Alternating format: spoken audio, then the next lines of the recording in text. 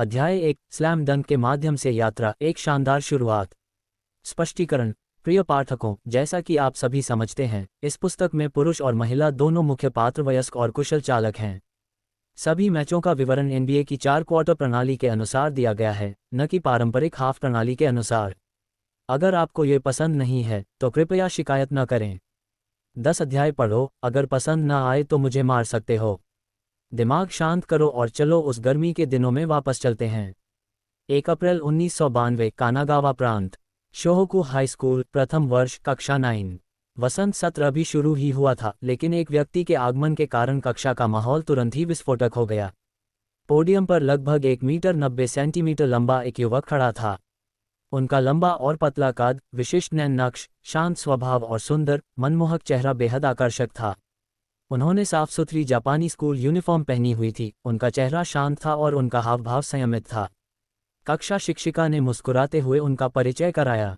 ये हमारे नए सहपाठी बाई यू हैं। ये ड्रैगन देश के एक अंतर्राष्ट्रीय छात्र हैं और अब से ये आपके सहपाठी होंगे। युवक ने हल्के से सिर हिलाया, उसकी आवाज़ गहरी और स्पष्ट थी। सभी को नमस्कार, मेरा नाम बाई यू है। मैं ड्रैगन देश से हूँ। कृपया मेरा ख्याल रखें। जैसे ही उनकी आवाज़ बंद हुई, कक्षा में तुरंत शोर मच गया। वाह, वह कितना लंबा है, वह कितना सुंदर है, क्या वह सचमुच एक अंतर्राष्ट्रीय छात्र है? लड़के बार बार उधर देखने से खुद को रोक नहीं पा रहे थे और लड़कियों की आंखें मानो चमक रही थीं, कुछ तो चुपके से एक दूसरे को संकेत भी दे रही थीं। बाईयू का चेहरा पूरे समय शांत बना रहा। उसने कक्षा पर एक हल्की सी नज़र डाली, लेकिन किसी को नहीं पता था कि इस शरीर में पहले से ही एक अलग आत्मा निवास कर रही थी। उनकी आत्मा 30 साल से भी अधिक समय बाद ड्रैगन देश से आए। 3 दिन पहले 2025 में ड्रैगन देश में बाईयू मूल रूप से शहर में एक साधारण कार्यालय कर्मचारी थी। उन्होंने सुबह 3 बजे तक ओवरटाइम काम किया, एक प्रोजेक्ट प्रपोजल पूरा किया और अपने थके हुए शरीर को घसीटते हुए घर जा रहे थे कि अचानक एक पैदल यात्री पुल पर उन्हें दिल का दौरा पड़ा और उनकी मौके पर ही मौत हो गई। जब उसने दोबारा अपनी आंखें खोलीं तो वह 1992 में पहुंच चुका था और उसी नाम के ड्रैगन देश का एक अंतर्राष्ट्रीय छात्र बन चुका था। मूल मालिक की यादों के साथ विलय होने के बाद वह ये जानकर चौंक गया। शोहोकू बास्केटबॉल टीम का कप्तान अकागी ताकेनोरी है। उप कप्तान कोबुरेकी मिनोबु है। ये परिचित नाम एक एक करके उसके दिमाग में उभरने लगे। क्या ये स्लैम डंक की दुनिया है? और मूल मालिक की पृष्ठभूमि भी उतनी ही आश्चर्यजनक रूप से हास्यास्पद थी। मूल मालिक के माता पिता जापान में रहने वाले चीनी व्यापारी थे, जिन्होंने टोक्यो में अचल संपत्ति में निवेश करके कम उम्र में ही धनवान बन गए थे। बाद में दोनों की एक दुर्घटना में मृत्यु हो गई और वे अपने पीछे एक विशाल विरासत छोड़ गए। कामाकुरा शहर के बीचों बीच स्थित एक विला, बैंक खाते में 60 मिलियन अमेरिकी डॉलर से अधिक की राशि, साथ ही कई ट्रस्ट, इक्विटी और संग्रहणीय वस्तुएं, ये सभी कानूनी रूप से विरासत में मिली हैं। इतना ही नहीं, इस शरीर की स्थिति भी अविश्वसनीय रूप से मजबूत थी। 1 मीटर 90 सेंटीमीटर लंबा, शानदार व्यक्तित्व, अथाह धन। ये सचमुच एक आदर्श शुरुआत थी। बाईयू ने गहरी सांस ली, उसका दिल थोड़ा तेजी से धड़क रहा था। वह न केवल ये जानता था कि वह स्लैम डंक की दुनिया में है, बल्कि यह भी जानता था कि भविष्य में क्या होगा। कथानक की लय, पात्रों का विकास, राष्ट्रीय टूर्नामेंट, शोयो, हैनान, रेयोनन, सन्नो, वह इन सब बातों को स्पष्ट रूप से जानता था। ये सोचकर बाईयू को हल्की सी उत्तेजना महसूस हुई। लेकिन इससे पहले कि वह आगे कुछ सोच पाता, अचानक उसके दिमाग में एक तेज नोटिफिकेशन की आवाज़ गूंज उठी। डिंग, स्लैम डंक ऑलराउंड मास्टर प्रणाली बाध्यकारी है। बाइंडिंग सफल, सिस्टम सक्रिय हो रहा है। मेज़बान की जानकारी पढ़ी जा रही है। अगले ही क्षण बाईयू के मन में एक पारदर्शी विशेषता पैनल प्रकट हुआ। मेज़बान की जानकारी इस प्रकार है। नाम बाईयू, ऊंचाई 190 सेमी, वजन 78 किलोग्राम, अनलॉक किए गए पेशे कोई नहीं, वर्तमान क्षमता। पैनल आक्रामक विशेषताएं, नज़दीकी शॉट 40, मध्यम दूरी के शॉट 38, 3 पॉइंट शॉट 35, डंक 40, लैब 30, रक्षात्मक गुण, रिबाउंड 60, ब्लॉक 55, हस्तक्षेप 45, चोरी 25। सामान्य विशेषताएं, ताकत 65, सहनशक्ति 68, दौड़ना 60, कूदना 55, ड्रिबलिंग 45, पासिंग 40, हस्तक्षेप विरोधी क्षमता 55। कुल rating D rank. Note 40 equals नौसिखिया, 50 इक्वल्स शौकिया, 60 इक्वल्स उत्तीर्ण, 70 इक्वल्स उत्कृष्ट, 80 इक्वल्स असाधारण प्रतिभा, 90 इक्वल्स जीनियस। बाईयू पैनल को घूरता रहा, उसका चेहरा भावहीन हो गया। क्या यही है? मेरा आक्रमण कौशल लगभग पूरी तरह से कमजोर है। ड्रिबलिंग और पासिंग किसी प्राथमिक विद्यालय के छात्र के स्तर की है। केवल कुछ ही चीजें ठीक ठाक हैं, जैसे रिबाउंड और ताकत, जो शायद मेरी लंबाई के कारण संभव हो पाती हैं। इन विशेषताओं के साथ मैं बास्केटबॉल कैसे खेल पाऊंगा? वह मन ही मन लगातार शिकायत करता रहा, लेकिन अगले ही पल सिस्टम से तुरंत एक संदेश आ गया। ये प्रणाली मेजबान टीम को बास्केटबॉल का सर्वांगीण मास्टर बनने में सहायता करने और अंततः शोहोकू को राष्ट्रीय टूर्नामेंट चैंपियनशिप जीतने में नेतृत्व करने के लिए समर्पित है। सिस्टम के कार्य निम्नलिखित हैं। 1. व्यवसाय चयन प्रणाली। मेजबान निम्नलिखित 5 बास्केटबॉल पेशों में से किसी एक को चुनकर उसे बाध्य कर सकता है। PG point guard, SG shooting guard, SF small forward, PF power forward, C centre. 2. स्तरीय विकास तंत्र। प्रत्येक पेशे में 5 प्रमुख स्तर होते हैं। Basic, elite, master, legendary, mythical.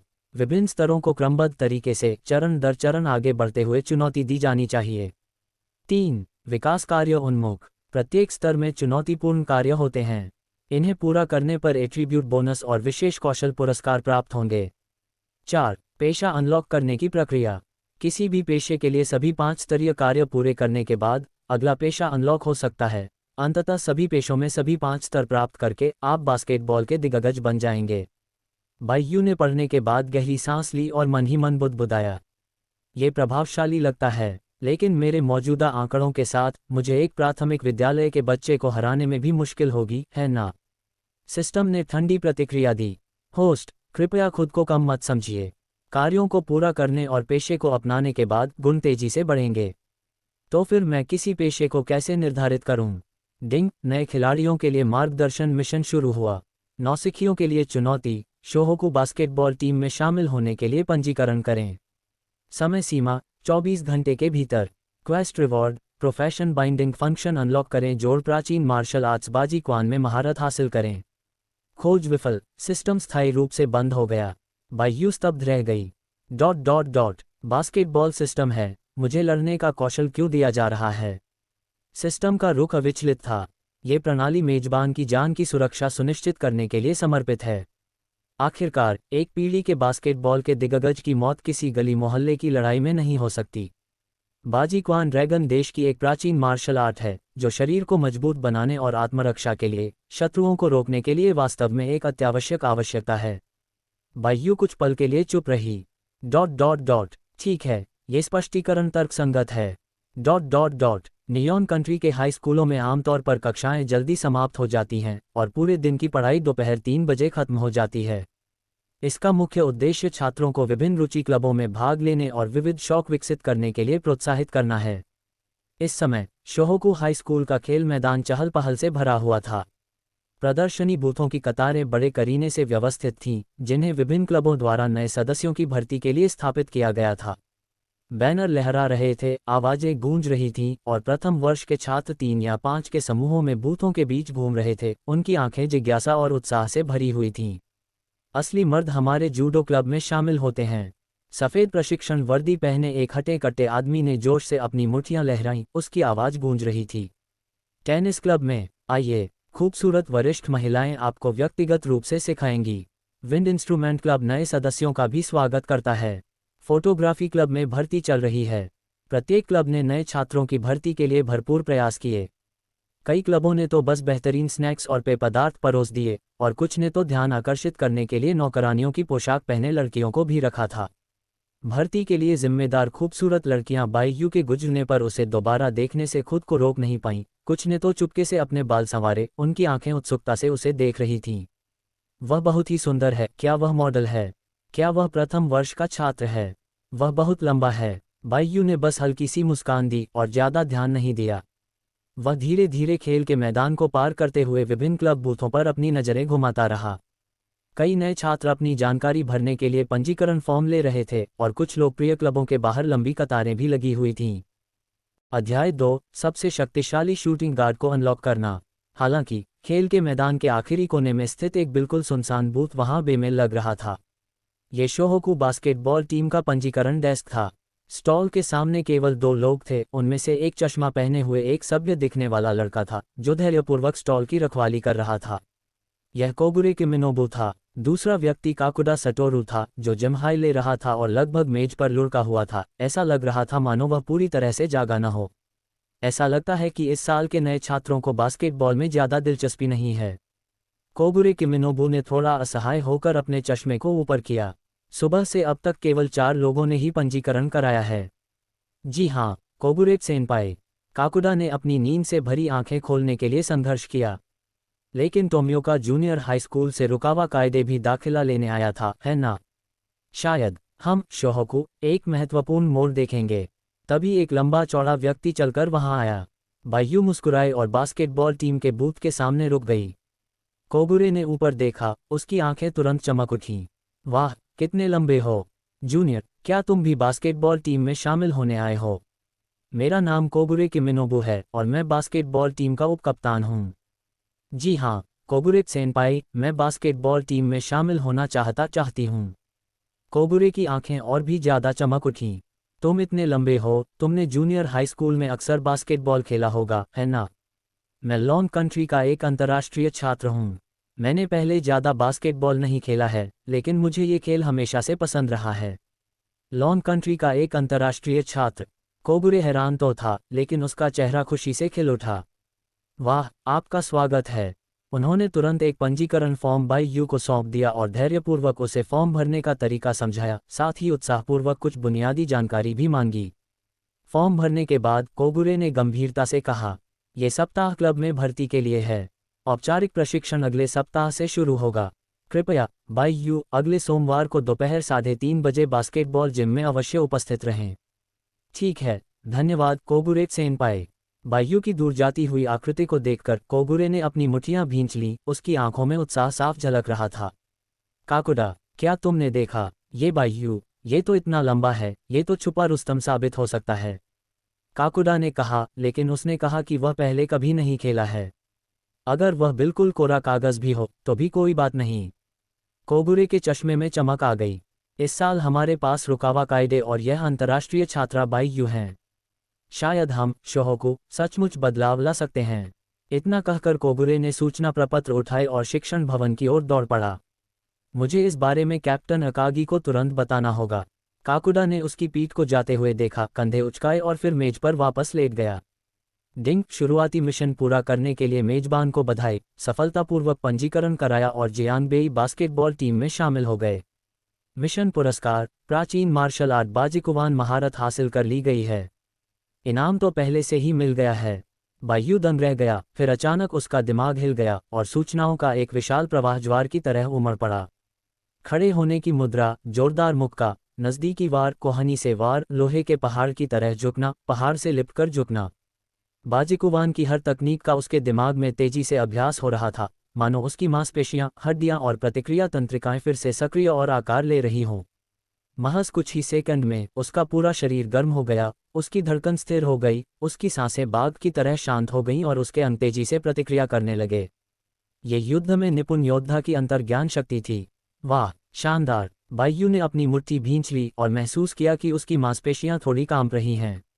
लेकिन वास्तविक युद्ध प्रभाव कैसा होगा, ये जानने के लिए मुझे मौका ढूंढना होगा। किसी कारणवश बायू के मन में तेत्सुओ का ख्याल आया। जब वह सोच रहा था, तभी उसके दिमाग में सिस्टम प्रॉम्प्ट की आवाज़ फिर से गूंज उठी। डिंग, ऑलराउंड मास्टर सिस्टम आधिकारिक तौर पर अनलॉक हो गया है। कृपया अपना पहला विकास पेशा चुनें। PG point guard, SG shooting guard, SF small forward, PF power forward, C केंद्र। नोट, एक बार किसी पेशे को चुन लेने के बाद उसे बदलने से पहले आपको सभी विकास मिशन पूरे करने होंगे। कृपया सोच समझ कर चुनाव करें। होस्ट बायू ने बिना किसी झिझक के कहा, मैं शूटिंग गार्ड चुनता हूं। उसकी आंखों में एक शांत चमक दिखाई दी। उन्होंने पहले ही इस विकल्प को तय कर लिया था। शोहोकू की आंतरिक पंक्ति में पहले से ही अकागी ताकेनोरी सेंटर में और साकुरागी हानामिची पावर फॉरवर्ड में मौजूद थे। उनकी शुरुआती खूबियों को देखते हुए जल्दबाजी में इन दोनों पदों को हथियाने की कोशिश करना न केवल मुश्किल होगा, बल्कि इससे संभवतः उन्हें काकुडा की तरह कई वर्षों तक बेंच पर ही बैठना पड़ेगा। पॉइंट गार्ड की बात करें तो वहां मियागी रेयोटा थे, जिनके संगठनात्मक कौशल उत्कृष्ट थे और लय पर उनका नियंत्रण बहुत स्थिर था, जिसे बायू जानते थे कि वह फिलहाल उनसे पीछा नहीं छुड़ा सकते। स्मॉल फॉरवर्ड रुकावा कायदे की पोजीशन थी, वह शोहोकू के भविष्य के मुख्य खिलाड़ी थे, इसलिए स्वाभाविक रूप से उनके काम में दखल देना अच्छा नहीं था। व्यापक विचार विमर्श के बाद केवल एसजी शूटिंग गार्ड का पद ही एकमात्र ऐसा संभावित अवसर था जिसमें वह दखल दे सकता था। ऐसा नहीं था कि मित्सुई हिसाशी मजबूत नहीं थे, इसके विपरीत वह शोहोकू के सबसे स्थिर 3 पॉइंट शूटर थे। लेकिन उसकी सहनशक्ति बहुत कम थी। चाहे उसके कौशल कितने भी अच्छे क्यों ना हो, अगर वह पूरा मैच नहीं खेल पाता था तो उसका लंबे समय तक टीम का मुख्य खिलाड़ी बने रहना असंभव था। जब तक मुझे खेलने और अच्छा प्रदर्शन करने का मौका मिलता है, भले ही मैं सिर्फ एक विकल्प के रूप में ही खेलूं, मैं धीरे धीरे टीम में अपनी स्थिति मजबूत कर सकता हूं। और एसजी शोहोकू की शुरुआती प्लेइंग 11 में जगह बनाने की दिशा में मेरा पहला कदम है। डिंग, एक नए पेशे को सफलतापूर्वक शुरू करने के लिए मेजबान को बधाई। वर्तमान पेशा SG shooting guard basic stage. पेशे का स्तर basic elite master legend myth. Note, आप वर्तमान पेशे के सभी 5 स्तरों को पूरा करने के बाद ही अगले पेशे को अनलॉक कर सकते हैं। मुख्य मिशन सक्रिय हो गया है। लक्ष्य शोहोकू बास्केटबॉल टीम के प्रशिक्षण में आधिकारिक रूप से शामिल होने से पहले एसजी पेशे को मास्टर स्तर तक पहुंचाना। मिशन की अवधि 1 सप्ताह के भीतर। मिशन पुरस्कार प्रतिभा बाएं हाथ की निपुणता। बाएं हाथ पर निपुणता इस प्रणाली द्वारा मेजबान की बाएं हाथ के उपयोग की क्षमता को मजबूत किया जाता है। बाएं हाथ का समन्वय, नियंत्रण, शक्ति और लचीलापन प्रमुख हाथ दाएं हाथ के साथ साथ विकसित होगा। ये सुनकर बाई यू चौंक गया। बाएं हाथ में महारत। उसने अनजाने में अपनी मुट्ठी भींच ली, फिर अपने हाथ खोले और अपनी मांसपेशियों के समन्वय को महसूस किया। उन्हें जल्द ही एहसास हो गया कि यह सिर्फ अपने बाएं हाथ का उपयोग करने में सक्षम होने के बारे में नहीं था, बल्कि बाएं दाएं हाथ की बाधा को पूरी तरह से तोड़ने के बारे में था। बाएं और दाएं हाथों के बीच पुनर्तः सम्मित परिचालन अनुभूति का क्या अर्थ था? आक्रमण के दौरान वह अपने बाएं हाथ से गेंद को स्थिरता से पकड़ सकता था, आसानी से ड्रिबल कर सकता था और दिशा बदल सकता था। ड्राइव के दौरान लचीले ढंग से दिशा बदल सकता था, जिससे डिफेंडरों को अनुमान लगाने का कोई मौका नहीं मिलता था। वह अपने बाएं हाथ से फिनिशर मूव्स को पूरा कर सकता था, मजबूत साइड ब्लॉकों का सामना करते हुए लेप, पुल अप, फ्लोटर के लिए सीधे हाथ बदल सकता था, जिससे फिनिश की सफलता दर में काफ़ी वृद्धि होती थी। वह अपने बाएं हाथ से ड्रिबल करते हुए भी शॉट लगा सकता था, साथ ही फुटवर्क फेक का इस्तेमाल करके एक ऐसा मिसमैच अटैक बना सकता था जिसमें वह दोनों हाथों से शॉट लगा सकता था। अगर मैं अपने बाएं हाथ से भी उतनी ही कुशलता से ड्रिबल कर सकता हूं, शूट कर सकता हूं, पास दे सकता हूं और ड्राइव कर सकता हूं जितनी कुशलता से मैं अपने दाएं हाथ से करता हूं, तो मैं रक्षात्मक दबाव को आसानी से संभाल सकता हूं। आक्रमणकारी तरीकों की विविधता बिल्कुल अलग स्तर की होगी। उसके दिमाग में कई तस्वीरें कौंध गईं, रुकावा कायदे के क्रॉसओवर मूव्स, मित्सुई हिसाशी के 3 पॉइंट पुलअप्स, यहाँ तक कि मियागी रियोटा के ड्राइव के बाद के त्वरित पास भी। अगर वह ये सब काम अपने बाएं हाथ से कर पाता, वह उनसे भी बेहतर तरीके से ये काम कर सकता था। मजबूत टीमों के खिलाफ यह एक निर्णायक कदम साबित होगा, शीर्ष खिलाड़ियों के खिलाफ खेल का रुख बदल देगा। वाकई इस प्रणाली के पुरस्कार के योग्य। लेकिन वह बेसिक से मास्टर तक कैसे आगे बढ़ता? सिस्टम भाई, 1 हफ्ते में बेसिक से मास्टर तक? क्या तुम मजाक कर रहे हो? इस घटिया पैनल के साथ मैं कैसे सुधार कर सकता हूँ? सिस्टम ने बेरुखी से एक नोटिफिकेशन दिखाया। उन्नति मिशन शुरू हो गया है। वर्तमान लक्ष्य एलीट स्तर तक पहुंचने के लिए 1500 सफल कॉर्नर 3 पॉइंटर पूरे करना। मिशन पुरस्कार 3 अंक जोड़ 2-5 दौड़ना जोड़ 1-5 स्थायी boost. Reward skill back to basket crossover dribble. Back to basket crossover dribble इस सिस्टम से डिफेंस का सामना करते समय मेजबान खिलाड़ी की ड्रिबलिंग क्षमता मजबूत होती है। वह अपने बाएं और दाएं हाथों के बीच गेंद पर नियंत्रण को लचीले ढंग से बदल सकता है, जिससे शरीर का संतुलन और ड्रिबलिंग की लय प्रभावी रूप से बनी रहती है। रक्षक को चकमा देने की 30% संभावना। सफल सक्रियण के बाद अगले शॉट की सटीकता जोड़ 15% बढ़ जाती है। इसे पढ़ने के बाद बाईयू ने अपनी ठुड्डी पर हाथ फेरा और आह भरी। लगता है ये सिस्टम मुफ्त में धोखा देने का तरीका नहीं है। मुझे इस हफ्ते वाकई कड़ी मेहनत करनी होगी। ये सोचकर उसने और देर नहीं की। उसने पहले घर जाने, अपना बैग रखने, जल्दी से खाना खाने और फिर अपने घर के पास वाले स्ट्रीट कोर्ट में कॉर्नर 3 पॉइंटर का अभ्यास करने की योजना बनाई थी। 1500 कॉर्नर 3 पॉइंटर्स। नरक जैसा लगता है। मुझे आश्चर्य है कि एलीट से मास्टर बनने का मिशन क्या होगा। अध्याय 3 बाहर निकलें। रात के खाने के बाद बाईयू ने अपना बॉल बैग अपने कंधे पर टांग लिया और पास के बिन्हाई पार्क की ओर जाने की तैयारी करने लगा। ऐसा कहा जाता था कि वहां एक खुला स्ट्रीट बॉल कोर्ट था, जहां अक्सर विभिन्न स्ट्रीट बॉल के शौकीन लोग आते जाते रहते थे। हालांकि कौशल स्तर अलग अलग थे, लेकिन माहौल अच्छा था, जिससे ये सिस्टम संबंधी कार्यों को पूरा करने के लिए एक उत्कृष्ट स्थान बन गया। उसने नक्शा देखा, यह उसके घर से 1 किलोमीटर से थोड़ा अधिक दूर था। समय बचाने के लिए उसने जानबूझकर एक अपेक्षाकृत सुनसान गली से होकर रास्ता लिया। जैसे ही शाम ढलने लगी, नीची और मंद रोशनी वाली वह गली सुनसान हो गई। हवा में जमीन पर लुढ़कते प्लास्टिक के थैले की सरसराहट साफ सुनाई दे रही थी। जैसे ही वह गली के बीचों बीच पहुंचा, अचानक आगे से कई तीखी चीखें सुनाई दीं। बैग मुझे दे दो, क्या तुम इंसानों की भाषा नहीं समझ सकते? मेरे पास मत आओ, मेरा प्रेमी ओडा है, जो ताकेनोजोनो हाई स्कूल का बास्केटबॉल का धुरंधर है। अगर तुमने मुझे छूने की हिम्मत की तो वह तुम्हें कभी नहीं छोड़ेगा। अगले ही पल एक चीखती हुई आंसू भरी आवाज रात के सन्नाटे को चीर गई। दूर चले जाओ, मुझे मत छुओ।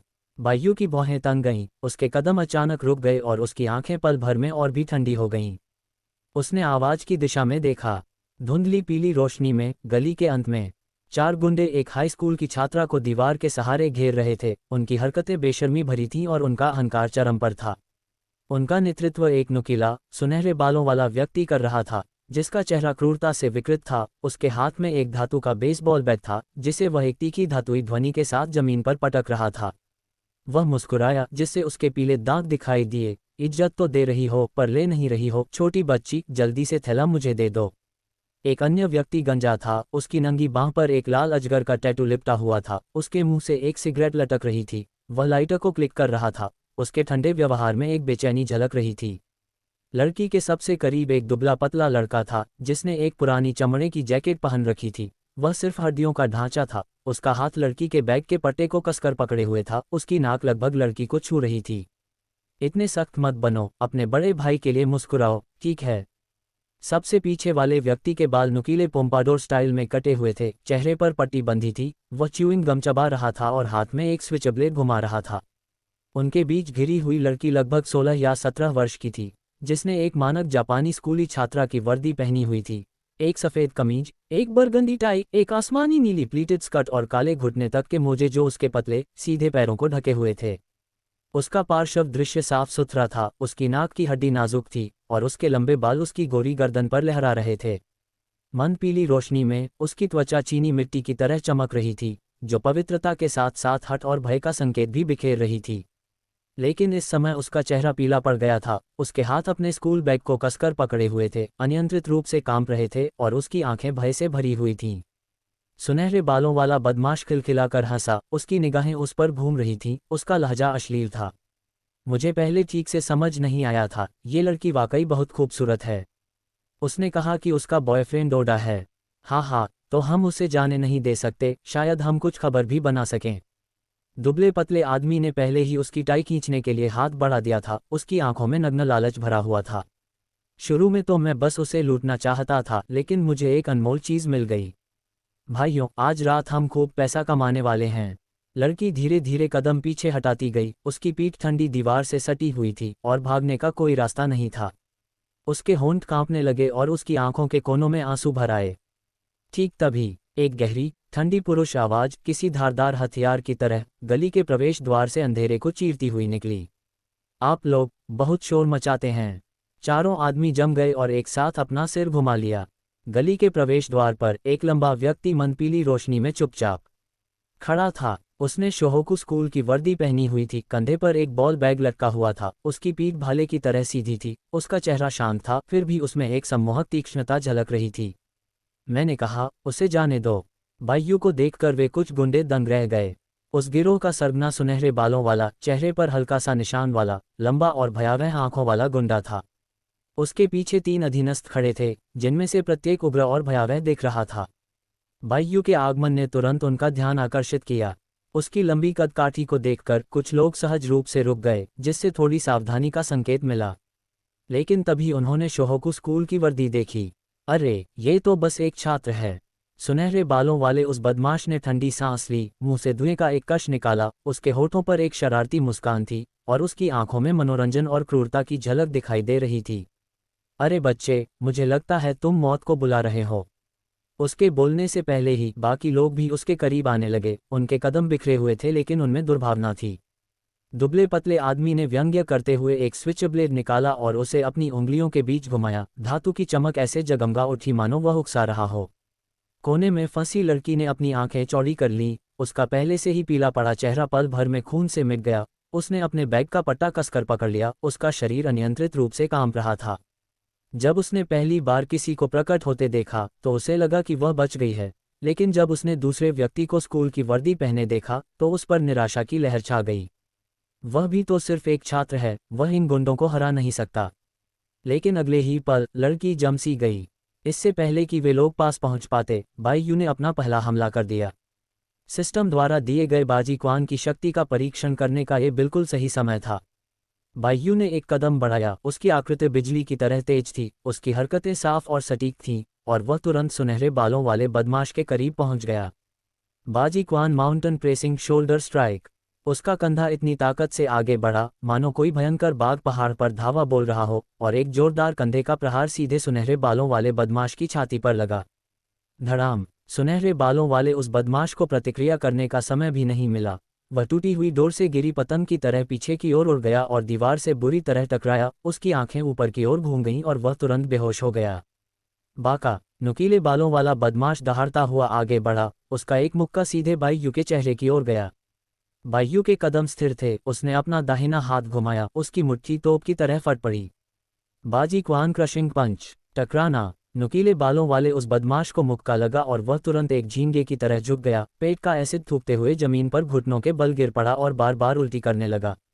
दुबले पतले आदमी की आंखें खून से लाल थीं और उसने बाईयू की बाईं पसली की ओर चाकू से वार किया।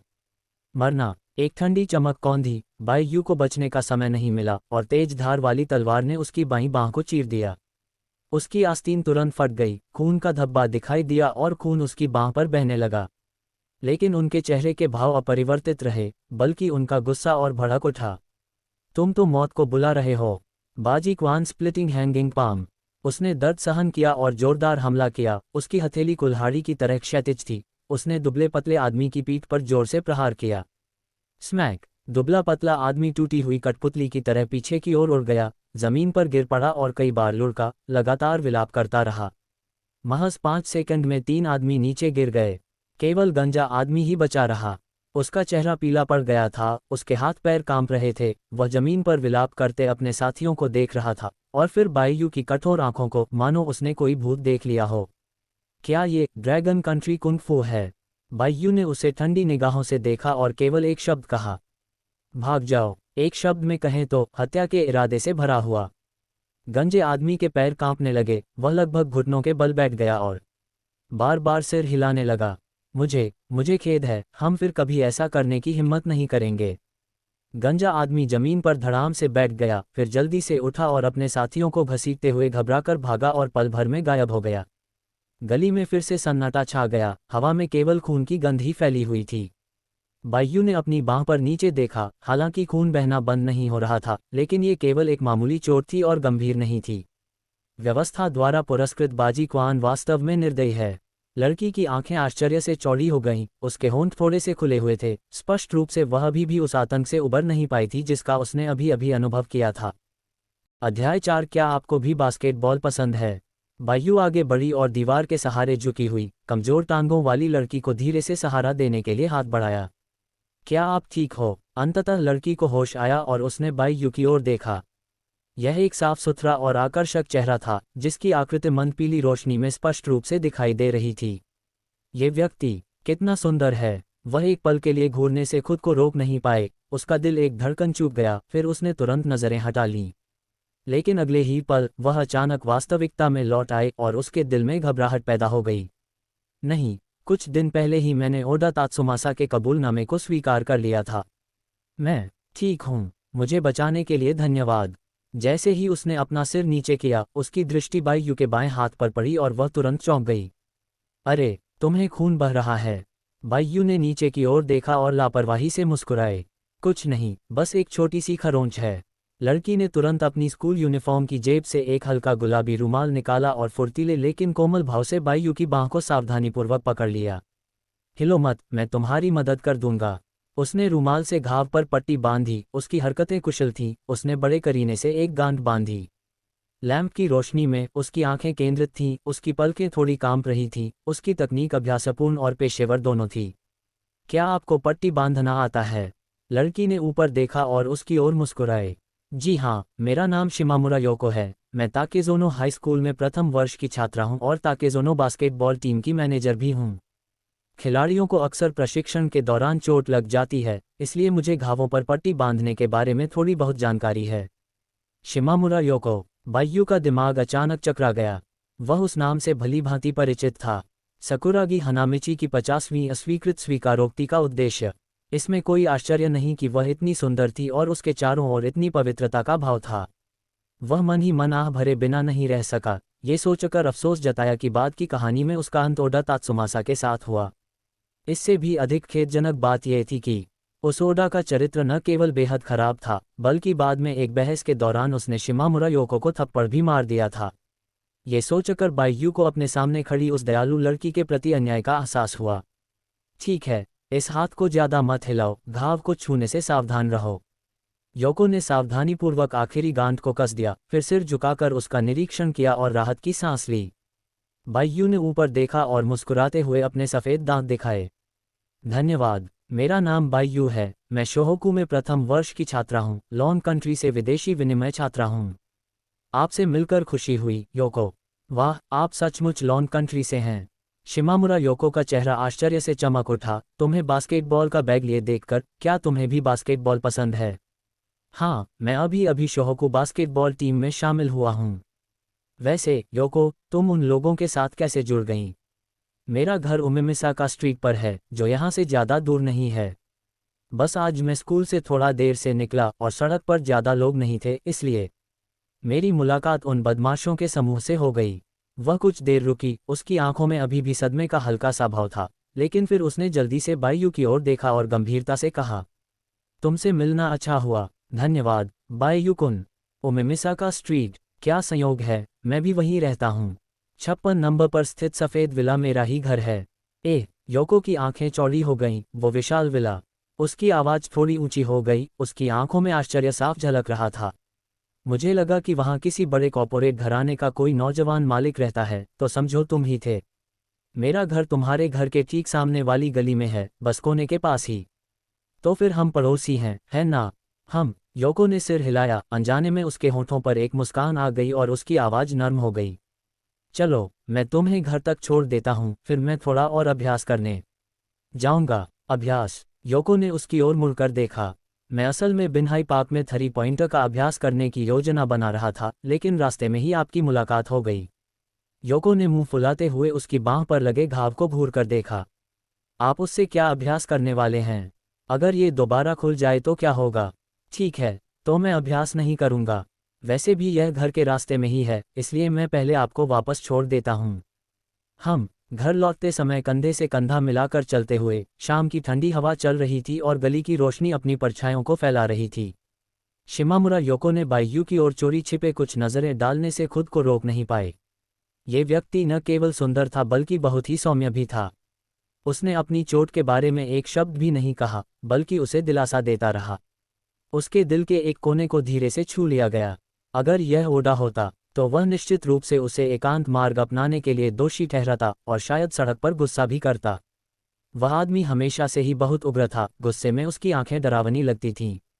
और बायू, उसने चुपके से अपनी नज़र अपने बगल में बैठे युवक की ओर डाली। सुंदर चेहरा, शांत आंखें, साफ और सौम्य स्वर और एक अनजाने में आई मुस्कान। वह अपना सिर नीचे करने से खुद को रोक नहीं पाए, उसके कान के निचले हिस्से धीरे से लाल हो गए। बायू, शिमामुरा योको को उसके दरवाजे तक छोड़ने गई और दोनों सीढ़ियों पर खड़ी होकर एक दूसरे को अलविदा कहने लगीं। बायू कुन, वापस आने पर घाव को साफ करना याद रखना और उसे गीला मत होने देना। योको का लहजा गंभीर था, उसकी आंखों में अब भी चिंता झलक रही थी। बायू ने सिर हिलाते हुए कहा, समझ गया, मैं तुम्हारी बात सुनूंगा। वह मुस्कुराया और हाथ हिलाकर लड़की को अंदर जाते हुए देखता रहा। उसने तब तक इंतजार किया जब तक लड़की ने धीरे से दरवाजा बंद नहीं कर दिया और अंदर रोशनी नहीं जल गई, उसके बाद वह जाने के लिए मुड़ा। कितनी सौम्य और विचारशील लड़की है। बायू ने मन ही मन आह भरी, लेकिन उसकी आंखों में थोड़ी सी नाखुशी झलक गई। ये बहुत दुख की बात है कि वह ओडा जैसे किसी व्यक्ति के साथ है, एक घटिया इंसान जो इतनी खूबसूरत है। उसे देर सवेर उसे उससे छीन ही लेना होगा। उसने अपने कंधे पर गेंद का थैला ठीक किया और बिनहाई पार्क की ओर आगे बढ़ गया। अब तक अंधेरा हो चुका था और सड़कें धीरे धीरे खाली हो रही थीं। दूर से आती समुद्री हवा अपने साथ नमकीन और नम गंध लेकर बह रही थी।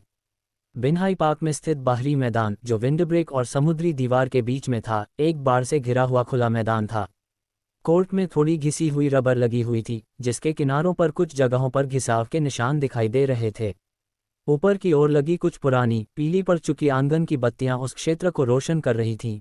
रोशनी मंद थी लेकिन मुश्किल से पर्याप्त थी, और हवा में नमकीन धुंध की हल्की सी गंध फैली हुई थी। इस समय कोर्ट पर ज्यादा लोग नहीं थे, केवल 2 या 3 किशोर ही बास्केटबॉल खेल रहे थे, जबकि बाकी आधे खाली कोर्ट छिटपुट रूप से रोशन थे, जो शांत और शांतिपूर्ण प्रतीत हो रहे थे। पास ही एक बेंच पर लोग पानी पीते और बातें करते बैठे थे। उनके पीछे चीड़ के छोटे पेड़ों की एक कतार थी, जिनकी शाखाएं समुद्री हवा में धीरे धीरे हिल रही थीं और बीच बीच में लहरों की आवाज सुनाई दे रही थी। बायू कोर्ट में दाखिल हुई और उसने रोशनी के सबसे नजदीक वाला कोना चुना। उसने अपने बॉल बैग की जिप खोली, बास्केटबॉल निकाली, अपनी बांह पर बंधे रुमाल पर नजर डाली और धीरे से अपना कंधा घुमाया। घाव ठीक है, इससे मेरी शूटिंग पर कोई असर नहीं पड़ेगा। वह धीरे धीरे कोने में स्थित 3 पॉइंट लाइन तक गया, रुका। उसकी आंखें पानी की तरह शांत थीं, उसकी सांसें लंबी और स्थिर थीं। तो चलिए ये करते हैं। 1500 कॉर्नर 3 पॉइंटर। उसने गहरी सांस ली, घुटने मोड़े, छलांग लगाई और गेंद छोड़ दी। पहला शॉट हवा में ही रह गया। दूसरा शॉट फिर भी हवा में ही गया। तीसरा शॉट रिम से टकराकर काफी दूर जा गिरा। वह रुका, फिर उसने दोबारा शॉट लगाना शुरू किया। चौथा शॉट हवा में ही रह गया। पांचवां शॉट बैकबोर्ड को बस हल्का सा छू कर निकला, फिर भी चूक गया। छठी गोली, 7वीं गोली, 10वीं गोली। धिक्कार है, ये तो सब ईंटें हैं। उसने अपना सिर पकड़ लिया और कड़वी मुस्कान के साथ गेंद को बार बार रिम से टकराकर दूर उछलते हुए देखा, जिससे उसका आत्मविश्वास तेजी से गिर रहा था। धिक्कार है, 1500। इस गति से तो मैं कल सुबह तक भी इसे पूरा नहीं कर पाऊंगा, है ना? बायू ने हौंफते हुए गेंद उठाए। उसकी निगाहें ऊपर की धुंधली पीली रोशनी पर टिकी थीं और वह खुद से बुदबुदा रहा था। इस घटिया व्यवस्था में वास्तव में सैन्य नैतिकता की कमी है। सिस्टम सूचना, होस्ट कृपया इस सिस्टम की निंदा न करें, अन्यथा आपको इसके परिणाम भुगतने होंगे। अध्याय 5। क्या आपने कभी कनागावा को सुबह 4 बजे देखा है? धिक्कार है, बायू ने बास्केटबॉल पर अपनी पकड़ मजबूत करते हुए गुस्से में कहा। लेकिन फिर उसने दांत पीसकर कोने में वापसी की। भूल जाओ, केवल वही लोग सच्चे प्रतिभाशाली होते हैं जो सहन कर सकते हैं। मुझे नहीं लगता कि मैं इसमें महारत हासिल नहीं कर सकता। समय बीतता गया, मिनट दर मिनट। अंततः 2 घंटे बाद बायू ने धीरे धीरे अपनी लय पाली। गेंद का चाप, उसके छोड़ने का समय, उसका गुरुत्वाकर्षण केंद्र, बार बार अभ्यास करने से हर छोटी छोटी बात में निखार आता गया। जैसे जैसे उसकी दक्षता बढ़ी, उसका स्पर्श भी सहज होता गया। उनके शूटिंग प्रतिशत में वृद्धि होने लगी। 4 में से 1, 3 में से 1 और कभी कभी तो लगातार 2 बार भी। समझ आ गया। बायू की आंखों में एक चमक कौंध गई। उसने ज्यादा सोचना बंद कर दिया और यंत्रवत और एकाग्रता से गोली चलाने, गेंद वापस लेने और फिर से गोली चलाने की क्रियाओं को दोहराने लगा। पसीने से उसकी पीठ पूरी तरह भीग चुकी थी और उसकी बांह पर बंधी पट्टी थोड़ी ढीली हो गई थी। उन्होंने रात 11 बजे तक अभ्यास किया और अंत में अपना 300वां कॉर्नर 3 पॉइंटर शॉट लगाया। मिशन की प्रगति 300/1500। उद्धरण चिन्ह ... केवल एक 5वां हिस्सा। वह अदालत के पास कंक्रीट की सीढ़ियों पर बैठ गया, अपनी पानी की बोतल का ढक्कन खोला और 2 घूंट पी लिए। पसीने की बूंदें उसकी ठुड्डी से टपक रही थीं और उसकी छाती तेजी से ऊपर नीचे हो रही थी। इतनी देर अभ्यास करने से मेरी सहनशक्ति लगभग खत्म हो गई है। यह मिशन वास्तव में 1 या 2 दिन में पूरा नहीं किया जा सकता है। ऐसा लगता है कि उसे कल अपनी गति बढ़ानी होगी। घर वापस आकर बायू अपने बिस्तर पर लेट गया और अपने दिमाग में सिस्टम के मिशन को दोहराता रहा। एसजी मिशन को एलीट स्तर तक पहुंचाने मात्र से ही वह थक गया था और उसने अभी तक इसका केवल 5वां हिस्सा ही पूरा किया था। और उसे 1 हफ्ते के अंदर मास्टर का पद हासिल करना था। ये तो वाकई नरक स्तर की कठिनाई थी। क्या यह ऐसा कुछ है जो एक इंसान कर सकता है? उसने माथे पर शिकन डाली और आह भरी, फिर भी वह हार मानने को तैयार नहीं था। तभी अचानक उन्हें मूल कृति का एक दृश्य याद आ गया। रुकावा कायदे, वह व्यक्ति जिसे प्रतिभाशाली के रूप में जाना जाता है। प्रीफेक्चरल टूर्नामेंट के दौरान भी वह सुबह सुबह अभ्यास करने के लिए अकेले ही शोहोकू बास्केटबॉल जिम में आते थे। दिन रात अत्यधिक पसीना आना, ये दिखावा या शेखी बघारने के लिए नहीं था, यह उनकी रोजमर्रा की दिनचर्या थी। ये बात सामने आई कि प्रतिभावान व्यक्ति भी बिना मेहनत के नहीं बनता। बायू उठ बैठा, उसकी आंखों में दृढ़ संकल्प की झलक थी। सिस्टम मिशन कितना भी कठिन क्यों न हो, मुझे इसे पूरा करना ही होगा। उसने तुरंत सुबह 3:45 का अलार्म लगा दिया। अगली सुबह भोर होने से पहले पूरा शोहोकू परिसर शांत था। बायू अपने बॉल बैग को लिए हुए सुबह की ठंडी ओस में कदम रखते हुए बास्केटबॉल जिम के प्रवेश द्वार पर पहुंचा। दूर से देखने पर उसने पाया कि बास्केटबॉल जिम की बत्तियां जल रही थीं। अंदर से गेंद के उछलने की धप धप की आवाज लगातार और स्थिर रूप से आ रही थी। उसने दरवाजा धक्का देकर खोला और अंदर चला गया। जिम के बीचों बीच काले रंग की ट्रेनिंग जैकेट पहने एक युवक अकेले अभ्यास कर रहा था। ये रुकावा कैडे था। उन्होंने जियांगबेई बास्केटबॉल टीम की काली ट्रेनिंग जैकेट पहनी हुई थी। उनका कद लंबा और पतला था, चौड़े कंधे और पीठ, सुडौल अंग और मांसपेशियों की रेखाएं अतिरंजित नहीं थीं, बल्कि उनमें ताकत और गति का एक आदर्श संतुलन था। रुकावा कायदे का चेहरा गंभीर था, उसके काले बाल थोड़े बिखरे हुए थे और उसकी आंखें इतनी केंद्रित थीं कि मानो वह सम्मोहित हो गया हो, मानो वह अपनी ही दुनिया में डूब गया हो। वह लगातार ड्रिबल करते हुए क्रॉसओवर, तेज गति से आगे बढ़ते हुए ब्रेकर थ्रू और पुल अप जंप शॉट लगाते रहे। उनके मूवमेंट साफ सुथरे और सटीक थे, उनकी लय बेहद स्थिर थी, मानो उनका शरीर इन्हें बार बार दोहराने के लिए लंबे समय से प्रोग्राम किया गया हो। उसके कनपटी से पसीना टपक रहा था, लेकिन उसने उसे पोंछा तक नहीं, मानो उसे थकान महसूस ही न हो रही हो। बायू को दरवाजा खोलते देख रुकावा कायदे की हरकतें थोड़ी देर के लिए थम गईं। वह स्पष्ट रूप से थोड़ा हैरान था, उसकी निगाहें बायू पर घूम गईं। बायू ने अभिवादन में सिर हिलाया। नमस्ते, मैं कक्षा 9 की प्रथम वर्ष की छात्रा बायू हूँ। मैंने अभी अभी बास्केटबॉल क्लब में अपना नाम दर्ज कराया है। क्या मैं आपका नाम जान सकती हूँ, सीनियर? रुकावा कायदे ने उदासीनता से उत्तर दिया। कक्षा 10 प्रथम वर्ष रुकावा कायदे। बोलने के बाद वह ड्रिबलिंग करता रहा, जाहिर तौर पर उसकी बात पर ध्यान नहीं दे रहा था। बायू ने मूल्यांकन तकनीक को सक्रिय किया और रुकावा कायदे के आंकड़े जांचे। प्रश्न संबंधी जानकारी नीचे दी गई है। नाम रुकावा कायदे। ऊंचाई 187 सेमी। वजन 75 किलोग्राम। वर्तमान क्षमता पैनल। आक्रामक विशेषताएं। नज़दीकी शॉट 85, मध्यम दूरी के शॉट 88, थ्री पॉइंट शॉट 75, डंक 90, लेप 80। रक्षात्मक गुण। रिबाउंड 65, ब्लॉक 70, मुकाबला 75, चोरी 80। सामान्य विशेषताएं। ताकत 80, सहनशक्ति 75, गति 87, ऊर्ध्वाधर छलांग 88, ड्रिबलिंग 90, पासिंग 65, हस्तक्षेप विरोधी क्षमता 85। समग्र रेटिंग ए जोड़। वास्तव में वह उससे थोड़ा बेहतर नहीं था, बल्कि उससे कहीं अधिक बेहतर था। आपसे अधिक प्रतिभाशाली व्यक्ति आपसे अधिक मेहनती भी होगा। इस दुनिया में सबसे डरावनी चीज़ एक ऐसा प्रतिभाशाली व्यक्ति है जो अनुशासित भी हो। बायू को कोई परवाह नहीं थी, वह खुद ही कोने तक गया और अपना शूटिंग अभ्यास शुरू कर दिया। उसने लगातार गेंदें मारी, लेकिन उसकी हरकतें अभी भी थोड़ी अकड़ी हुई थीं। रुकावा कायदे की नज़र उस पर पड़ी। उसने अपने होंठ सिकुड़े और हल्की सी नाक सिकुड़ी, जाहिर तौर पर वह इस नौसिखिए को गंभीरता से नहीं ले रहा था। हालांकि समय बीतने के साथ बायू चुपचाप दृढ़ता से गेंद को वापस लाता, शॉट मारता, फिर से गेंद को वापस लाता, मानो वह एक रास्ता से पूरी तरह बेखबर हो। 3 घंटे बाद रुकावा कायदे आखिरकार रुका, अपनी पानी की बोतल का ढक्कन खोला और एक घूंट पिया। वह कुछ कदम और करीब आया, कोर्ट के किनारे एक खंभे से टिक गया और बायू को अभी भी निशाना लगाते हुए देखता रहा। उसकी आंखें थोड़ी सी इधर उधर हिल रही थीं।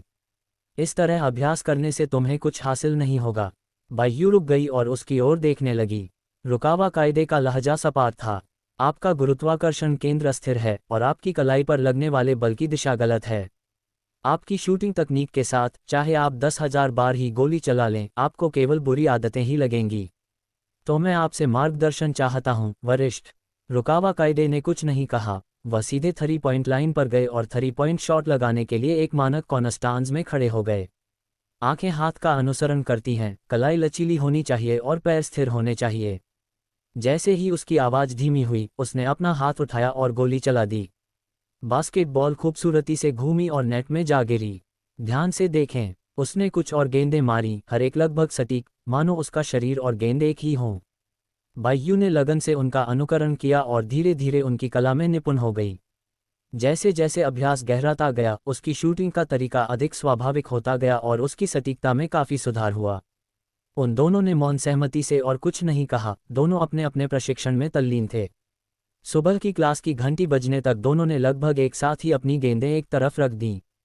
बायू ने अपने माथे से पसीना पोंछा और सिस्टम पैनल पर एक नज़र डाली। कॉर्नर 3 पॉइंट सफलता दर 700/1500।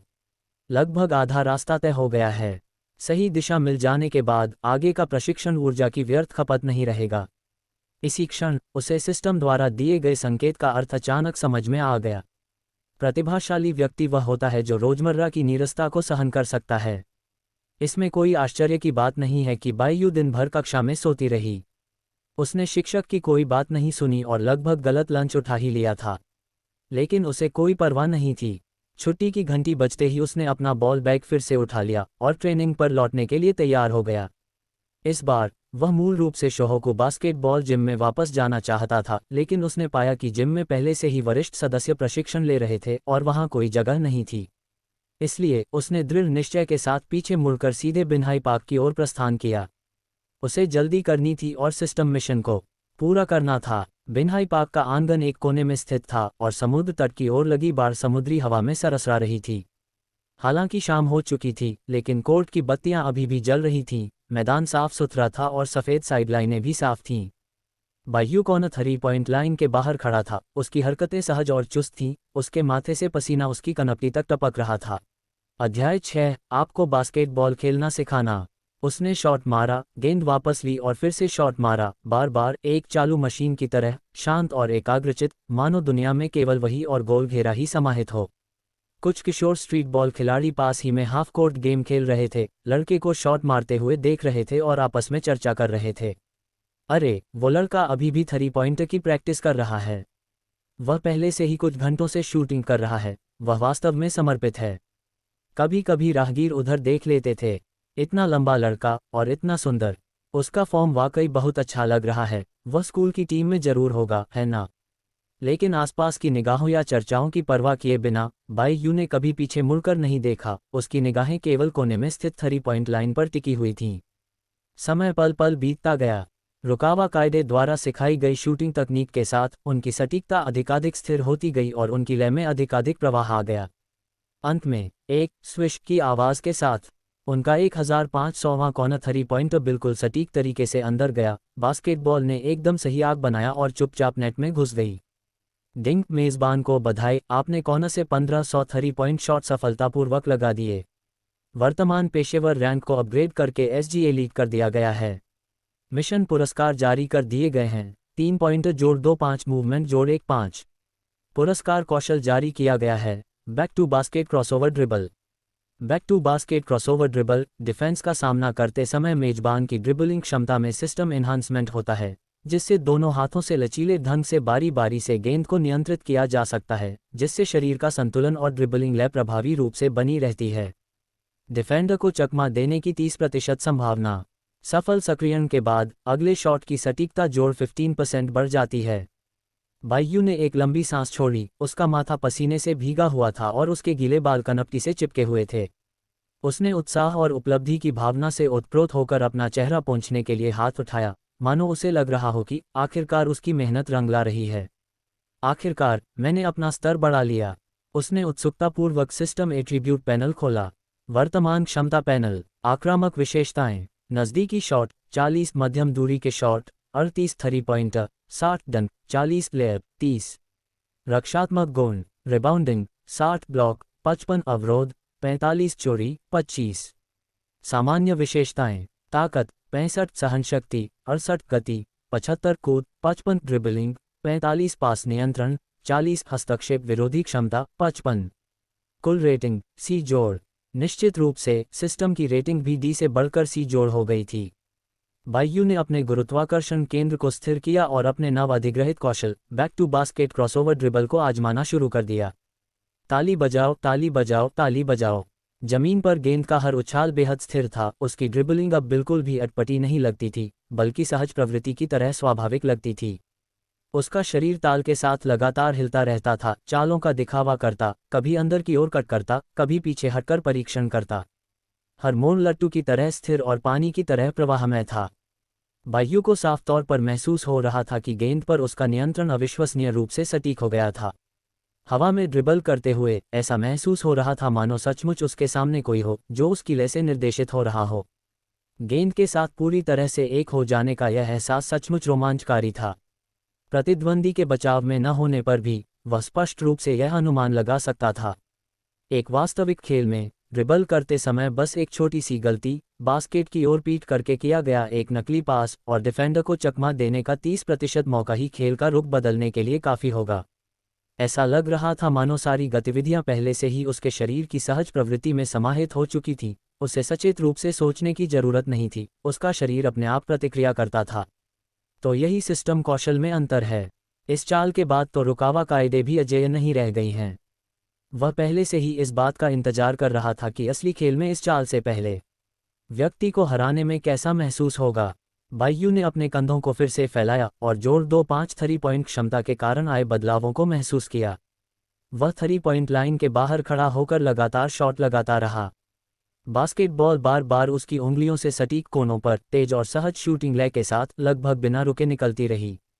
स्विश स्विश स्विश, साफ सुथरी सरसराहट की आवाज़ें एक निरंतर लय में विलीन हो गईं। खुले मैदान में निशाना लगाते हुए उनकी सटीकता लगभग 70% तक पहुंच गई, इतनी सटीक जैसे कि उनके पास कोई लक्ष्य साधने वाला उपकरण हो। अंततः उन्होंने सिस्टम के एट्रीब्यूट पॉइंट्स के ठोस लाभों का अनुभव किया। ये केवल सटीकता में वृद्धि ही नहीं थी, बल्कि उनके स्पर्श, लय और शारीरिक समन्वय का एक व्यापक विकास था। यह एहसास अद्भुत है। ठीक उसी समय सिस्टम प्रॉम्प्ट की आवाज़ फिर से सुनाई दी। मेजबान को मिशन पूरा करने और एलीट रैंक में सफलतापूर्वक आगे बढ़ने के लिए बधाई। वर्तमान उन्नति मिशन शुरू हो गया है। उद्देश्य, सिस्टम द्वारा रेटेड बी रैंक या उससे ऊपर के खिलाड़ी के साथ एक बनाम एक मैच में भाग लेना और एक ही गेम में 50% या उससे अधिक की सटीकता के साथ 5 3 पॉइंटर पूरे करना। कोर्स पूरा होने पर आपको मास्टर रैंक पर पदोन्नत किया जाएगा। पुरस्कार, हस्तक्षेप रोधी क्षमता जोड़ 1-8, ड्रिबलिंग जोड़ 1-5, 3 पॉइंटर जोड़ 1-0, स्थायी वृद्धि। कौशल पुरस्कार, fadeaway jumper later drift shot block को अनदेखा करने का 30% मौका। बायू स्तब्ध रह गई। क्या कोई प्रतिद्वंद्वी बी रैंक या उससे ऊपर का है? उसने तुरंत सिस्टम स्कैन को सक्रिय कर दिया और पूरे न्यायालय की जांच शुरू कर दी। कुछ ही देर में कई नीले घेरे दिखाई दिए जो स्ट्रीट कोर्ट पर मौजूद खिलाड़ियों के लिए सिस्टम की रेटिंग की जानकारी थे।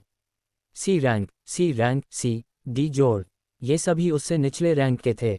यहाँ तो कोई अच्छा प्रतिद्वंदी भी नहीं है। उसने बेबसी भरी कड़वी मुस्कान दी। सिस्टम, तुमने जो यह बाधा खड़ी की है वह कुछ ज़्यादा ही कठिन है।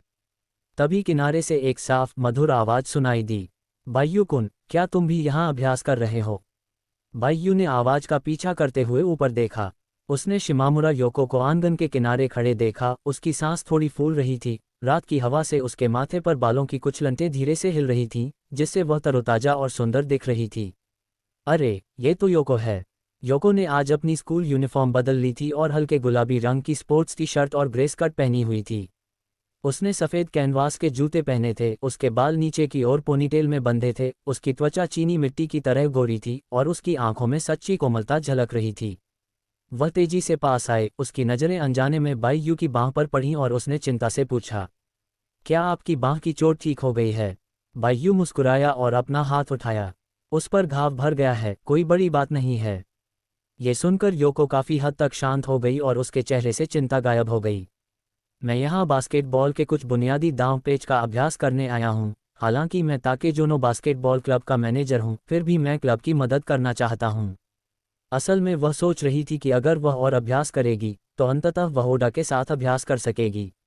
ओडा हमेशा शिकायत करता था कि उसे बास्केटबॉल समझ नहीं आती और वह केवल उसके रास्ते में बाधा बनती है। वह अब और बोझ नहीं बनना चाहता था।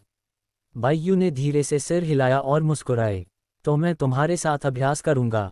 मैं तुम्हें 3 पॉइंटर लगाना सिखाऊंगा। मैं इसमें अच्छा हूँ।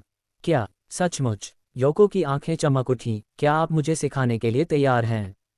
बिल्कुल। बायू ने 3 पॉइंट लाइन की ओर चलते हुए आसानी से अपनी मुद्रा को समायोजित करते हुए, गेंद को दोनों हाथों से पकड़ते हुए और अपनी उंगलियों के पोरों से उसे उछालते हुए कहा, स्विश। एकदम साफ सुथरा। फिर घड़ी। उसने अपना हाथ फिर उठाया। उसकी हरकतें सहज और स्वाभाविक थीं। उसकी शूटिंग मुद्रा मानक थी। उसकी कलाई पूरी तरह से घूम रही थी। रात के आकाश में एक परिपूर्ण चाप, एक और सटीक शॉट।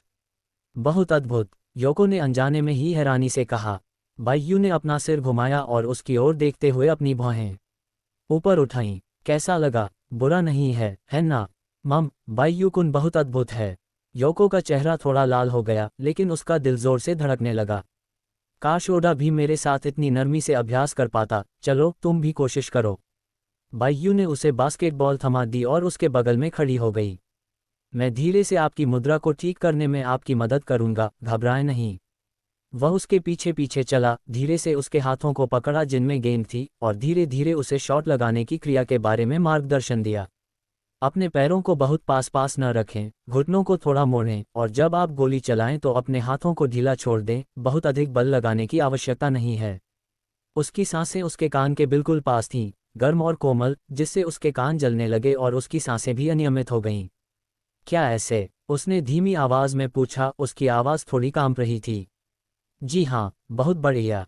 बाईयू ने धीरे से हंसते हुए पीछे कदम बढ़ा लिया। योको ने अपने होंठ काटे, हाथ उठाया और गोली चला दी। बास्केटबॉल हवा में धीरे से घूमी, सामने वाले रिम से टकराए और बाहर उछल गई। हालांकि गोल नहीं हुआ, लेकिन उनकी फॉर्म पहले से ही काफी अच्छी थी।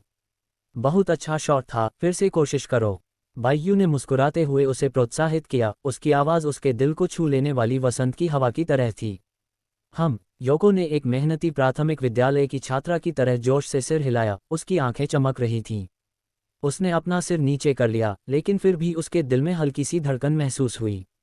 वह सचमुच बहुत ही सौम्य है, ओडा के विपरीत, जो हमेशा मुझे डांटते हैं और मुझे अनाड़ी कहते हैं।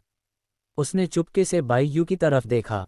वह रोशनी के नीचे खड़ा था, पसीने की बूंदें उसके जबड़े से टपक रही थीं, उसकी आंखें साफ और केंद्रित थीं, और उसके होठों पर एक उत्साहवर्धक मुस्कान थी। उसी क्षण उसकी हृदय गति अप्रत्याशित रूप से अनियंत्रित रूप से तेज हो गई। कोर्ट की रोशनी इस तरह फैल रही थी मानो एक नर्म स्पॉटलाइट विशेष रूप से उन दोनों के लिए हो। 2 घंटे बाद योको ने ऊपर देखा और कहा, देर हो रही है, चलो आज यहीं अभ्यास बंद कर देते हैं। ठीक है, तो मैं तुम्हें घर तक छोड़ देता हूँ। बाईयू ने ताली बजाई और गेंद उठा ली। दोनों कंधे से कंधा मिलाकर अदालत से बाहर निकले और धीरे धीरे बिन्हाई पार्क के रास्ते पर टहलने लगे। वे रास्ते भर बातें करते और हंसते रहे। योको ने इससे पहले कभी इतना आराम और सुकून महसूस नहीं किया था। उसे लगा कि बाईयू के साथ रहना उसके कानों के पास से बहती हवा की तरह था, बिना किसी दबाव के, बिना किसी दोषारोपण के, केवल कोमलता और प्रोत्साहन के साथ। बाईयू कुन, क्या तुम कल फिर आओगे? उसने अचानक पूछा, उसकी आवाज़ में थोड़ी सावधानी झलक रही थी। बेशक, कल मैं आपको 3 पॉइंटर शॉट लगाना सिखाना जारी रखूंगा। तो फिर हम स्कूल के बाद यहीं मिलेंगे, ठीक है? तुम झूठ नहीं बोल सकते। मैं तुमसे झूठ बिल्कुल नहीं बोलूंगा। उन्होंने एक दूसरे की ओर देखा और हवा में धीरे से एक मुस्कान फैल गई। बाईयू योको को घर तक छोड़कर गई, उसे अंदर जाते हुए देखा और फिर जाने के लिए मुड़ गई। उसने रात के नाश्ते के लिए कुछ लिया, अपने कमरे में लौटा और बिस्तर पर गिर पड़ा। इस सिस्टम का मिशन बी रैंक या उससे ऊपर के खिलाड़ी के खिलाफ 1v1 खेलना और 5 3 पॉइंटर लगाना था। मुझे जीतने का मौका मिले या न मिले, इससे कोई फर्क नहीं पड़ता। असली बात तो यह है कि मुझे कोई मिल ही नहीं रहा है। मुझे बी रैंक या उससे ऊपर का खिलाड़ी कहाँ मिलेगा? मैं रुकावा कायदे से नरमी बरतने की भीख तो नहीं मांग सकता। छोड़ो, मेरे पास अभी भी 5 दिन हैं, मैं आराम से खेल लूंगा। अध्याय 7, कमीने, मैं तुम्हें मारूंगा। इस प्रकार अगले कुछ दिनों तक बाईयू कुन और शिमामुरा योको हर दिन स्कूल के बाद बिन्हाई पार्क के मैदान में मिलते, बास्केटबॉल का अभ्यास करते और बातें करते, एक आरामदायक और सुखद वातावरण का आनंद लेते। योको ने धीरे धीरे अपना संकोच कम कर दिया और उसके चेहरे पर पहले की तुलना में कहीं अधिक बार मुस्कान आने लगी। चौथे दिन की दोपहर तक जैसे ही बाईयू कुन दरबार में पहुंचा, उसने देखा कि योको की आंखें थोड़ी लाल थीं और उसका चेहरा स्पष्ट रूप से ठीक नहीं था, यहाँ तक कि उसका आमतौर पर सबसे प्रतीक्षित अभ्यास भी आधे मन से किया हुआ लग रहा था। योको, क्या हुआ? योको ने अपने होंठ सिकुड़े और फुसफुसाते हुए कहा, बाईयू कुन, मैं आज अलविदा कहने आई थी। पिछले कुछ दिन बहुत खुशी भरे रहे। धन्यवाद, लेकिन शायद मैं अब दोबारा नहीं आ पाऊंगी। बाईयू कुन स्तब्ध रह गया और अधिक जानने के लिए दबाव डालने ही वाला था, लेकिन उसने योको की आंखों में आंसू भरते हुए देखा, वह लगभग रोने ही वाली थी। क्यों? योको ने अपना सिर नीचे कर लिया, उसकी आवाज में शिकायत और निराशा भरी हुई थी। ओडा ने आज फिर मुझ पर चिल्लाया। उसने कहा कि मैं कुछ भी उत्पादक काम नहीं कर रही हूँ, बस इधर उधर भाग रही हूँ। उसने यहाँ तक कह दिया कि मैं उसकी प्रेमिका बनने के लायक भी नहीं हूँ। उसके बोलने से पहले ही आखिरकार उसकी आंखों से आंसू बहने लगे। बाह्युकुन का दिल कस गया और उसने धीरे से उसे अपनी बाहों में भर लिया और उसकी पीठ पर हल्के से थपथपाया। कोई बात नहीं योको, मैं यहाँ हूँ, बस कह दो। योको का शरीर थोड़ा कांप उठा, उसने उसकी ओर देखा और अंत में बाह्युकुन की बाहों में अपना सिर छिपा लिया और भी ज्यादा दुखी होकर रोने लगी। उसने इसे बहुत लंबे समय तक अपने अंदर दबाए रखा था। उसे लगता था कि प्यार में होने का मतलब दुलार और देखभाल पाना है, लेकिन बदले में उसे बार बार उपेक्षा, अपमान और उपेक्षा ही मिली। बाह्युकुन का आलिंगन गर्मजोशी भरा और दृढ़ था, जो ओडा की आक्रामकता से बिल्कुल अलग था। तभी अचानक एक ठंडी आवाज सुनाई दी। अच्छा योको, तुम सचमुच मेरी पीठ पीछे किसी मनचले आदमी के साथ संबंध बना रही थी। बाह्युकुन और योको ने एक साथ ऊपर देखा तो उन्हें ताकेनोजोनो हाई स्कूल की बास्केटबॉल वर्दी पहने एक लंबा युवक उनकी ओर आता हुआ दिखाई दिया। उसका चेहरा तीक्ष्ण था, बीच की मांग वाली हेयर स्टाइल थी और उसकी आंखों में क्रोध भरा हुआ था, साथ ही उसके होठों पर तिरस्कार और शीतलता झलक रही थी। यह ओडा तात्सुमासा थे। मुझे पता था कि पिछले कुछ दिनों से तुम कुछ अजीब व्यवहार कर रहे थे। स्कूल के बाद मुझे खेलते देखने जिम नहीं आते थे, मुझसे लगातार झगड़ते रहते थे और यहाँ तक कि मुझसे रिश्ता तोड़ने की कोशिश भी कर रहे थे। तो क्या तुमने कोई नया प्रेमी ढूंढ लिया? बोलते बोलते उसने योको को अपने सामने खींच लिया, उसके चेहरे पर तिरस्कार भरी मुस्कान थी। कुतिया! थप्पड़! अचानक योको के चेहरे पर एक थप्पड़ पड़ा और योको लड़खड़ा कर सीधे जमीन पर गिर पड़ी। बाह्युकुन की आंखें पल भर में ठंडी पड़ गईं और उसका पूरा व्यक्तित्व अचानक बदल गया। क्या कथानक जल्दी आगे बढ़ गया। लेकिन यह अच्छा है, मुझे बिल्कुल यही चाहिए था। बाह्युकुन ने आगे बढ़कर बिना किसी झिझक के एक मुक्का मारा, जो सीधे ओडा के चेहरे पर लगा। टकराना! ओडा अचानक हुए हमले से अचंभित रह गया, पीछे की ओर उड़ गया और जमीन पर बुरी तरह गिर पड़ा। तुम्हारी हिम्मत कैसे हुई मुझे मारने की? ओडा खून से लाल आंखों के साथ अपने पैरों पर खड़ा हुआ और आगे की ओर झपट्टा मारते हुए दहाड़ा। लेकिन बाह्युकुन की नज़रों में उसकी हरकतें अकड़ी हुई थीं, जो स्पष्ट रूप से लड़ाई के लिए उपयुक्त नहीं थीं। बाह्युकुन ने न तो चकमा दिया और न ही बचाव किया, उसने अपना बायां पैर हल्के से थपथपाया, उसका दाहिना कंधा पहाड़ की तरह नीचे झुक गया और उसने ओडा की छाती पर सीधे बाजेकुवान की एक चाल, आयरन माउंटेन लीन, चलाए। धड़ाम! ओडा एक बार फिर जमीन पर गिर पड़ा, इस बार वह उठने में असमर्थ था, जमीन पर पड़ा हुआ बुरी तरह खांस रहा था, उसका चेहरा पीला पड़ गया था। बाह्युकुन ने ताना मारते हुए कहा, ओडा तात्सुमासा, तुम जैसे व्यक्ति, क्या तुम किसी और के प्रेमी बनने के लायक भी हो? ओडा ने दांत पीसते हुए बड़ी मुश्किल से कहा, योको, क्या तुम मुझसे इस निकम्मे आदमी के लिए रिश्ता तोड़ रही हो जिसे सिर्फ लड़ना आता है? योको खड़ी हो गई, उसके गाल लाल हो गए थे, लेकिन उसकी आवाज़ दृढ़ थी। ऐसा बिल्कुल नहीं है, बाह्युकुन और मैं। बात वो नहीं है जो तुम सोच रहे हो। मैं बस तुम्हारे आरोपों और नियंत्रण से तंग आ गई थी। हम अलग हो रहे हैं क्योंकि हम एक दूसरे के अनुकूल नहीं हैं। बाह्युकुन ने उपहास किया। मुझे बेकार कह रहे हो। तुम किस तरह के इंसान हो जो सिर्फ गाली गलौज करते हो और महिलाओं को पीटते हो? ओडा तात्सुमासा इतना क्रोधित था कि उसने अपने दांत पीस लिए, उसकी आंखों में शर्म और क्रोध झलक रहा था। मैं ताकेज़ोनो का सबसे बेहतरीन खिलाड़ी हूँ। तुम कौन होते हो मुझे बदनाम करने की हिम्मत करते हो? बाह्युकुन ने उपहास किया। चूंकि आप ताकेज़ोनो के सर्वश्रेष्ठ खिलाड़ी हैं और मैं शोहोकू में प्रथम वर्ष का खिलाड़ी हूँ, तो क्यों न हम बास्केटबॉल के जरिए इस मामले को सुलझाएं। देखते हैं कि आपका ये सर्वश्रेष्ठ खिलाड़ी वास्तव में कितना सक्षम है। उसके दिमाग में हलचल हुई और उसने चुपचाप ओडा तात्सुमासा के सिस्टम डेटा को निकाला। प्रश्न संबंधी जानकारी नीचे दी गई है। नाम, ओडा तात्सुमासा। ऊंचाई 185 सेमी।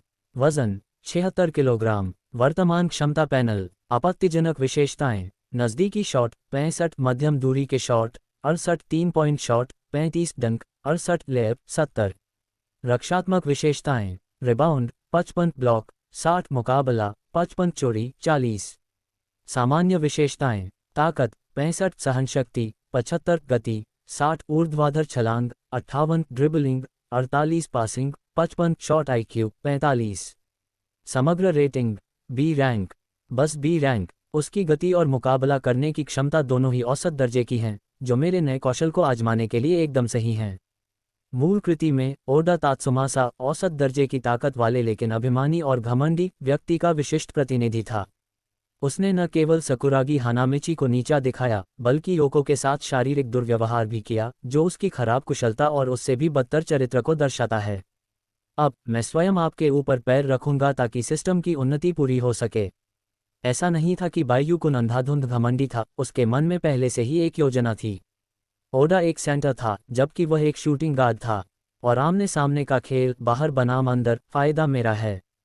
इस क्षण ओडा ने तिरस्कारपूर्वक बाईयूकुन की ओर इशारा करते हुए कहा, ठीक है बच्चे, चूंकि तुम खुद को मूर्ख बनाना चाहते हो तो मैं तुम्हें इसकी छूट देता हूं, लेकिन हमें शर्तों पर सहमत होना होगा। अगर तुम हार गए तो योको के सामने घुटने टेक कर मुझसे माफी मांगोगे। अब से दफा हो जाओ और उसके पास दोबारा मत आना, वरना जब भी मैं तुम्हें देखूंगा तुम्हारी पिटाई करूंगा। बाईयूकुन अपने हाथों को जेब में डाले खड़ा था, उसके चेहरे पर हल्की सी मुस्कान थी। मैं वही शब्द आपको बिना किसी बदलाव के लौटा दूंगा, लेकिन मुझे घुटने टेकने में कोई दिलचस्पी नहीं है। अगर तुम हार जाते हो तो योको से दूर रहो और उसे परेशान करना बंद करो। ओडा स्तब्ध रह गया, उसका चेहरा विकृत हो गया। तुमने क्या कहा? ध्यान से सुनो। बाईयूकुन की आंखें गुस्से से लाल हो गईं। योको तुम्हारी भावनाओं को निकालने का हथियार नहीं है, नहीं वह तुम्हारे रुतबे को दिखाने का कोई जरिया है। मैं आपको बता दूंगा कि सच्चा मजबूत व्यक्ति क्या होता है। चलिए इसे अदालत में सुलझाते हैं। ओडा ने दांत पीसते हुए तुरंत अपनी जैकेट उतार दी। अच्छा, मैं तुम्हें ताकेज़ोनो के सबसे ताकतवर खिलाड़ी की असली ताकत का गवाह बनने दूंगा। माहौल तुरंत तनावपूर्ण हो गया। इसी बीच शिमामुरा योको ने अपना मुंह ढक लिया और वह हैरान नजर आ रही थी। उसने कभी किसी को ओडा की उपस्थिति में उससे इस तरह बात करते नहीं देखा था, और न ही किसी ने उसकी खातिर ओडा का सामना करने की हिम्मत की थी। उसका दिल जोर से धड़क रहा था और उसकी आंखों में कई तरह की भावनाएं झलक रही थीं। लेकिन इस समय उसकी निगाहें अनायास ही पूरी तरह से बाईयूकुन पर टिकी हुई थीं। इस दृश्य को देखने के लिए बास्केटबॉल कोर्ट के आसपास पहले से ही भीड़ जमा हो गई थी। जो छात्र और राहगीर 2-3 के समूहों में खेल रहे थे, वे सभी इस अचानक हुए टकराव से आकर्षित हो गए, अपनी गतिविधियां रोककर आसपास जमा हो गए। वाह, ये तो ताकेज़ोनो के सबसे बेहतरीन खिलाड़ी ओडा तात्सुमासा जैसा दिखता है। सच में, क्या ये वही राक्षस है जो अपने पहले ही साल में ताकेज़ोनो की बास्केटबॉल टीम का कप्तान बन गया था? हाँ, बिल्कुल सही, मेरा दोस्त ताकेज़ोनो से है। उसने कहा कि ओडा जूनियर हाई स्कूल में पढ़ते समय कई लोगों के ऊपर से डंक मार सकता था। तो फिर उसके सामने खड़ा वो आदमी कौन है? शोहोकू से है क्या? लगता है ये प्रथम वर्ष का स्थानांतरित छात्र है, मैंने इसे पहले कभी नहीं देखा। ये खत्म हो गया, ये नौसिखिया ओडा का मुकाबला नहीं कर सकता, है ना? सच कहूं तो मुझे वो काफ़ी हैंडसम लगता है, बस मुझे ये नहीं पता कि वो जीत पाएगा या नहीं। सुंदर होने का क्या फ़ायदा? ये ताकेज़ोनो का सेंटर है, क्या वह आमने सामने की लड़ाई में खुद को संभाल पाएगा? मैंने पिछले कुछ दिनों में इन दोनों को यहाँ अभ्यास करते हुए अक्सर देखा है। क्या योको धोखा दे रही है? बकवास मत करो, ओडा ने सरेआम किसी को मारा है, ये बहुत ज़्यादा है। किस तरह का आदमी औरत को पीटता है, चाहे वह कितना भी ताकतवर क्यों न हो, ये बिल्कुल अस्वीकार्य है। वैसे भी मैं शोहोकू के उस हैंडसम लड़के का समर्थन कर रही हूँ, कम से कम वह लड़की की रक्षा तो कर रहा है। कुछ समय के लिए अदालत का माहौल चहल पहल से भरा हुआ था, जिसमें तरह तरह की चर्चाएं उठती और समाप्त होती रहीं। कुछ लोग ओडा की ताकत को लेकर आश्वस्त थे, जबकि अन्य लोग बाईयूकुन के कार्यों से नाराज थे। ये लड़ाई केवल कौशल का टकराव नहीं थी, बल्कि चरित्र और गरिमा की भी प्रतियोगिता थी। अध्याय 8, मैं तुम्हें गोली मार दूंगा ताकि तुम अपना आपा खो दो। दर्शकों के कोलाहल के बीच बाईयू और ओडा तात्सुमासा अखाड़े के केंद्र में दृढ़ता से खड़े रहे और वातावरण तुरंत तनावपूर्ण हो गया। ठीक है, बहस करना बंद करो। एक लड़का, जिसने बड़ी जर्सी और बेसबॉल कैप पहन रखी थी, भीड़ से बाहर निकला और मुस्कुराते हुए अपने हाथ ऊपर उठा लिए। चूंकि आप दोनों आमने सामने खेलने वाले हैं, तो चलिए इसे थोड़ा और पेशेवर बनाते हैं। मैं रेफरी बनूंगा, किसी को कोई आपत्ति है क्या? बाईयू और ओडा ने एक दूसरे की ओर देखा लेकिन चुप रहे। ठीक है, तो मैं नियम स्पष्ट कर देता हूँ। अमेरिकी शैली का आमने सामने का 1v1 हाफ कोर्ट गेम, जो पहले 21 अंक बनाएगा वह जीतेगा। 3 पॉइंट लाइन के बाहर से किए गए शॉट के लिए 3 अंक, 2 पॉइंट एरिया के भीतर जंप शॉट या लेअप के लिए 2 अंक, और फ्री थ्रो लाइन के पास back to basket crossover dribble के लिए केवल 1 अंक मिलेगा। किसी भी अपराध के बाद, चाहे शॉट लगे या न लगे, अगले दौर के लिए गेंद का कब्जा बदल दिया जाएगा। लड़ाई मत करो, धोखा मत दो। अगर हार जाओ तो सार्वजनिक रूप से हार स्वीकार करो, खुद को मूर्ख मत बनाओ। आसपास मौजूद भीड़ तुरंत हंसी और तालियों की गड़गड़ाहट से गूंज उठी। ठीक है, पेशेवर, खेलें, जल्दी खेलें, ये बहुत बढ़िया होने वाला है। भीड़ के बिल्कुल आगे शिमामुरा योको स्थिर खड़ी थी, अपनी स्कर्ट के किनारे को कसकर पकड़े हुए। उसकी आंखों में चिंता भरी हुई थी क्योंकि वह बाईयू को देख रही थी। उसने अपने होंठ काट लिए, उसकी आंखें लाल हो गईं, उसका दिल जटिल भावनाओं से भरा हुआ था। चिंता, अपराधबोध और एक अनकही अवर्णनीय बेचैनी का हल्का सा एहसास। वह जानती थी कि बाईयू का हाथ पूरी तरह से ठीक नहीं हुआ था और ओडा हमेशा आक्रामक तरीके से खेलता था। अगर बाईयू घायल हो गया तो क्या होगा? बाईयू कुन, तुम्हें सावधान रहना होगा। उसने मन ही मन चुपचाप प्रार्थना की। जैसे ही बाईयू ने उसकी निगाहों को भांप लिया, उसने पलटकर उसकी ओर देखा और हल्की सी मुस्कान दी। उस पल उसकी मुस्कान स्पष्ट और दृढ़ थी, रात की हवा में एक अमर प्रकाश की तरह, जो योको के दिल में बस गई। उसका दिल कांप उठा, किसी कारणवश उसे अचानक एक प्रबल अंतर्ज्ञान हुआ। वह निश्चित रूप से जीत जाएगा। इसी क्षण रेफरी ने हाथ हिलाकर खेल के आधिकारिक प्रारंभ का संकेत दिया। ओडा तात्सुमासा ने तिरस्कारपूर्ण भाव से गेंद को बाईयू की ओर उछाला और ताना मारते हुए कहा, मैं नौसिखियों को धमकाता नहीं हूं, पहले तुम जाओ। बाईयू ने गेंद ली और बिना किसी औपचारिकता के 2 बार ड्रिबल करते हुए, मानो वह आगे बढ़ने के लिए तैयार हो। ये देखकर ओडा ने बास्केट की ओर बढ़ने की आशंका जताते हुए तुरंत एक कदम पीछे हटकर अपने पैरों को तेजी से अंदरूनी रक्षात्मक पंक्ति की ओर मोड़ लिया। किसे पता था कि बाईयू का आगे बढ़ने का कोई इरादा ही नहीं था। उसके पैर हिले नहीं और उसने बस पुल अप 3 पॉइंटर के लिए अपना हाथ उठाया। स्विश! बास्केटबॉल नेट में जा घुसी, एकदम सटीक और सटीक शॉट। ओडा वहीं पर स्तब्ध रह गया, उसके चेहरे पर मुस्कान जम गई। वहां मौजूद लोग तुरंत खुशी से चिल्ला उठे। अरे वाह, कितना सटीक है! वो 3 पॉइंटर बहुत ही निर्णायक था। रेफरी ने उत्साह से हाथ हिलाते हुए कहा, 3-0। गेंद का कब्जा बदल गया।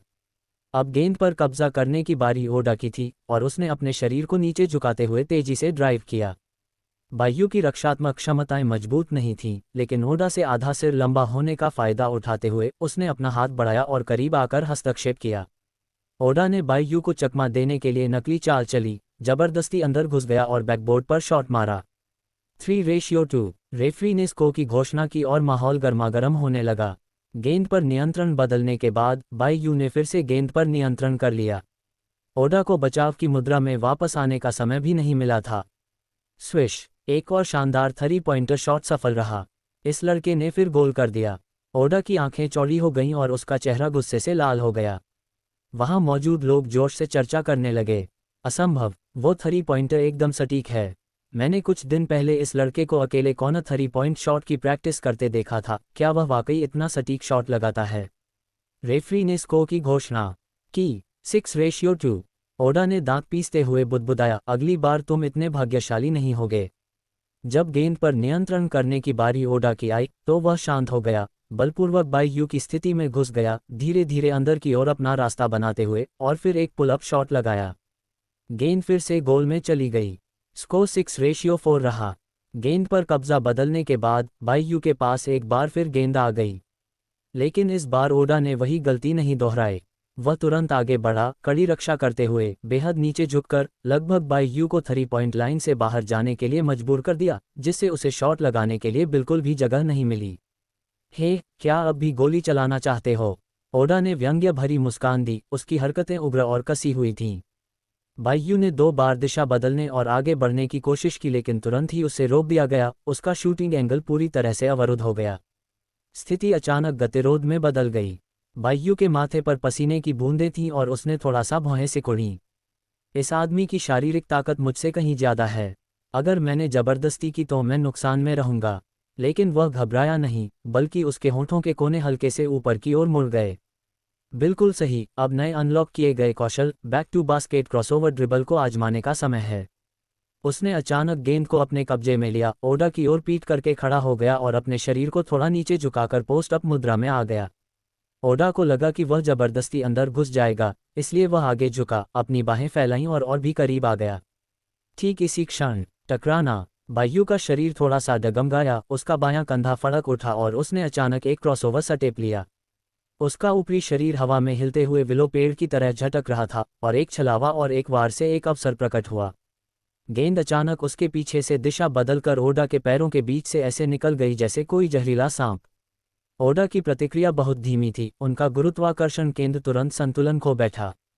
वह धनुष की डोरी से निकले तीर की तरह जमीन से उछल पड़ा।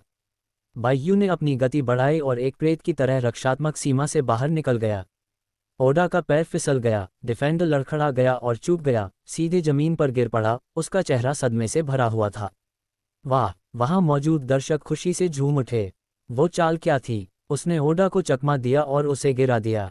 इस समय बायू पहले ही 3 पॉइंट लाइन के पार पहुंच चुकी थी, रुकी और गेंद को छोड़ दिया। उसकी कलाई ने एक अलौकिक फुर्ती के साथ झटका दिया और बास्केटबॉल पूरी तरह से घुमावदार रास्ते से गुजरी। स्विश, एकदम सटीक शॉट। स्कोर 9:4 रहा। पूरा न्यायालय पल भर में धमाका हो गया। शोहोकू का ये नौसिखिया कौन है? क्या सच में ओडा को धोखा दिया गया और वह गिर गया? वाह, क्या बात है! इस बीच ओडा का चेहरा पीला पड़ गया था। वह जमीन से उठा और उसकी आंखों में अविश्वास भरा हुआ था। असंभव, असंभव! वह तो अभी पहले साल का नौसिखिया है, वह ऐसा कैसे कर सकता है? उसकी मानसिकता पूरी तरह से हिल गई थी। अगले गेम में उसने शॉट लगाए और आगे बढ़कर अपनी लंबाई और अंदरूनी अनुभव का इस्तेमाल करते हुए पिछड़ने की भरपाई करने की कोशिश की, लेकिन बायू ने उसका बिल्कुल भी बचाव नहीं किया, बल्कि उसके सामने ढीले ढाले तरीके से खड़ा रहा और उसे स्कोर करने देना बेहतर समझा। लेकिन एक बार स्वामित्व बदल गया। बायू के 3 पॉइंटर्स वाकई विनाशकारी थे। उसके निशाने लगाने के कोण पेचीदा थे, उसकी लय सहज थी, मानो वह पंखे के आकार के क्षेत्र में एक स्नाइपर हो जो हर शॉट को बिना चूके सटीक निशाना बनाता था। 3 पॉइंटर, अभी भी 3 पॉइंटर। अगर ओडा उस पर दबाव बनाता तो वह उसे चकमा देने के लिए back to basket crossover dribble का इस्तेमाल करता। अगर ओडा दूर से बचाव करता तो वह सीधे शॉट मारता। मनोवैज्ञानिक युद्ध के घातक दांव ने ओडा के आत्मविश्वास को पूरी तरह से चकनाचूर कर दिया।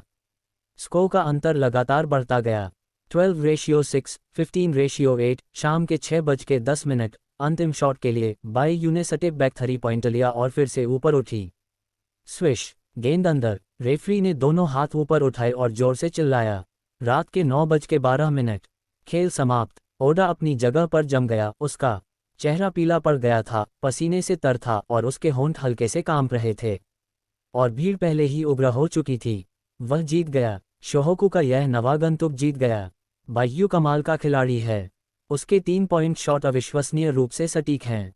ताकेज़ोनो का तुरुप का पत्ता कुछ खास नहीं। ऐसा नहीं था कि बायू अविश्वसनीय रूप से शक्तिशाली था। बात बस इतनी सी थी कि ओडा का कौशल स्तर वास्तव में उतना अच्छा नहीं था। अगर वह अकागी ताकेनोरी जैसा कोई आंतरिक राक्षस होता या साकुरागी जैसा कोई उछल कूद करने वाला पागल होता तो उसे बहुत पहले ही इमोजी में बदल दिया गया होता। तभी उसके दिमाग में एक जानी पहचानी यांत्रिक आवाज सुनाई दी। डिंग, मेजबान को बधाई हो, उन्होंने उन्नत मिशन पूरा कर लिया है। सिस्टम द्वारा बी ग्रेड या उससे ऊपर की रेटिंग वाले खिलाड़ी के साथ एक 1-on-1 मुकाबले में भाग लें। एक ही गेम में 5 3 पॉइंट लगाएं और शूटिंग प्रतिशत 50% रखें। Shooting guard SG master tier में पहुंचने के लिए मेजबान को बधाई। पुरस्कार जारी किए गए हैं। हस्तक्षेप विरोधी जोड़ 1-8, ड्रिबलिंग जोड़ 1-5, 3 पॉइंट जोड़ 1-0, स्थायी वृद्धि। अतिरिक्त कौशल, फैडवे जंपर जोड़ लेटर ड्रिफ्ट शॉट। शूटिंग करते समय प्रतिद्वंदी के ब्लॉक हस्तक्षेप को नज़रअंदाज करने की 30% संभावना। अध्याय 9। कृपया भविष्य में मुझे और सलाह दें। बायू-कुन के होठों पर मुस्कान आ गई और उसने चुपचाप सिस्टम इंटरफेस खोल दिया। वर्तमान क्षमता पैनल। आक्रामक विशेषताएं। नज़दीकी शॉट 40, मध्यम दूरी के शॉट 38, 3 पॉइंट शॉट 70, डंक 40, लेयर 30। रक्षात्मक गुण। रिबाउंडिंग 60, ब्लॉक 55, हस्तक्षेप 45, चोरी 25। सामान्य विशेषताएं। ताकत 65, सहनशक्ति 68, दौड़ना 75, कूदना 55, ड्रिबलिंग 60, पासिंग कंट्रोल 40, हस्तक्षेप विरोधी 73। कुल रेटिंग बी रैंक। अपने पैनल में हुए बदलावों को देखकर बायू-कुन को बेहद संतुष्टि का अनुभव हुआ। अपनी शुरुआती डी रैंक रेटिंग से लेकर वर्तमान बी रैंक तक आखिरकार उसके पास मुख्य खिलाड़ियों से मुकाबला करने के लिए पर्याप्त पूंजी आ गई। ठीक उसी समय सिस्टम की सूचना ध्वनि फिर से सुनाई दी। डिंग, बधाई हो होस्ट, आपने वर्तमान मुख्य मिशन पूरा कर लिया है। शोहोकू बास्केटबॉल टीम के प्रशिक्षण में आधिकारिक रूप से शामिल होने से पहले अपने एसजी पेशे को मास्टर स्तर तक उन्नत करें। प्रतिभा पुरस्कार, बाएं हाथ की निपुणता, जारी कर दिया गया है। बाएं हाथ पर महारत, सिस्टम द्वारा होस्ट की बाएं हाथ के उपयोग की क्षमता को बढ़ाया गया है।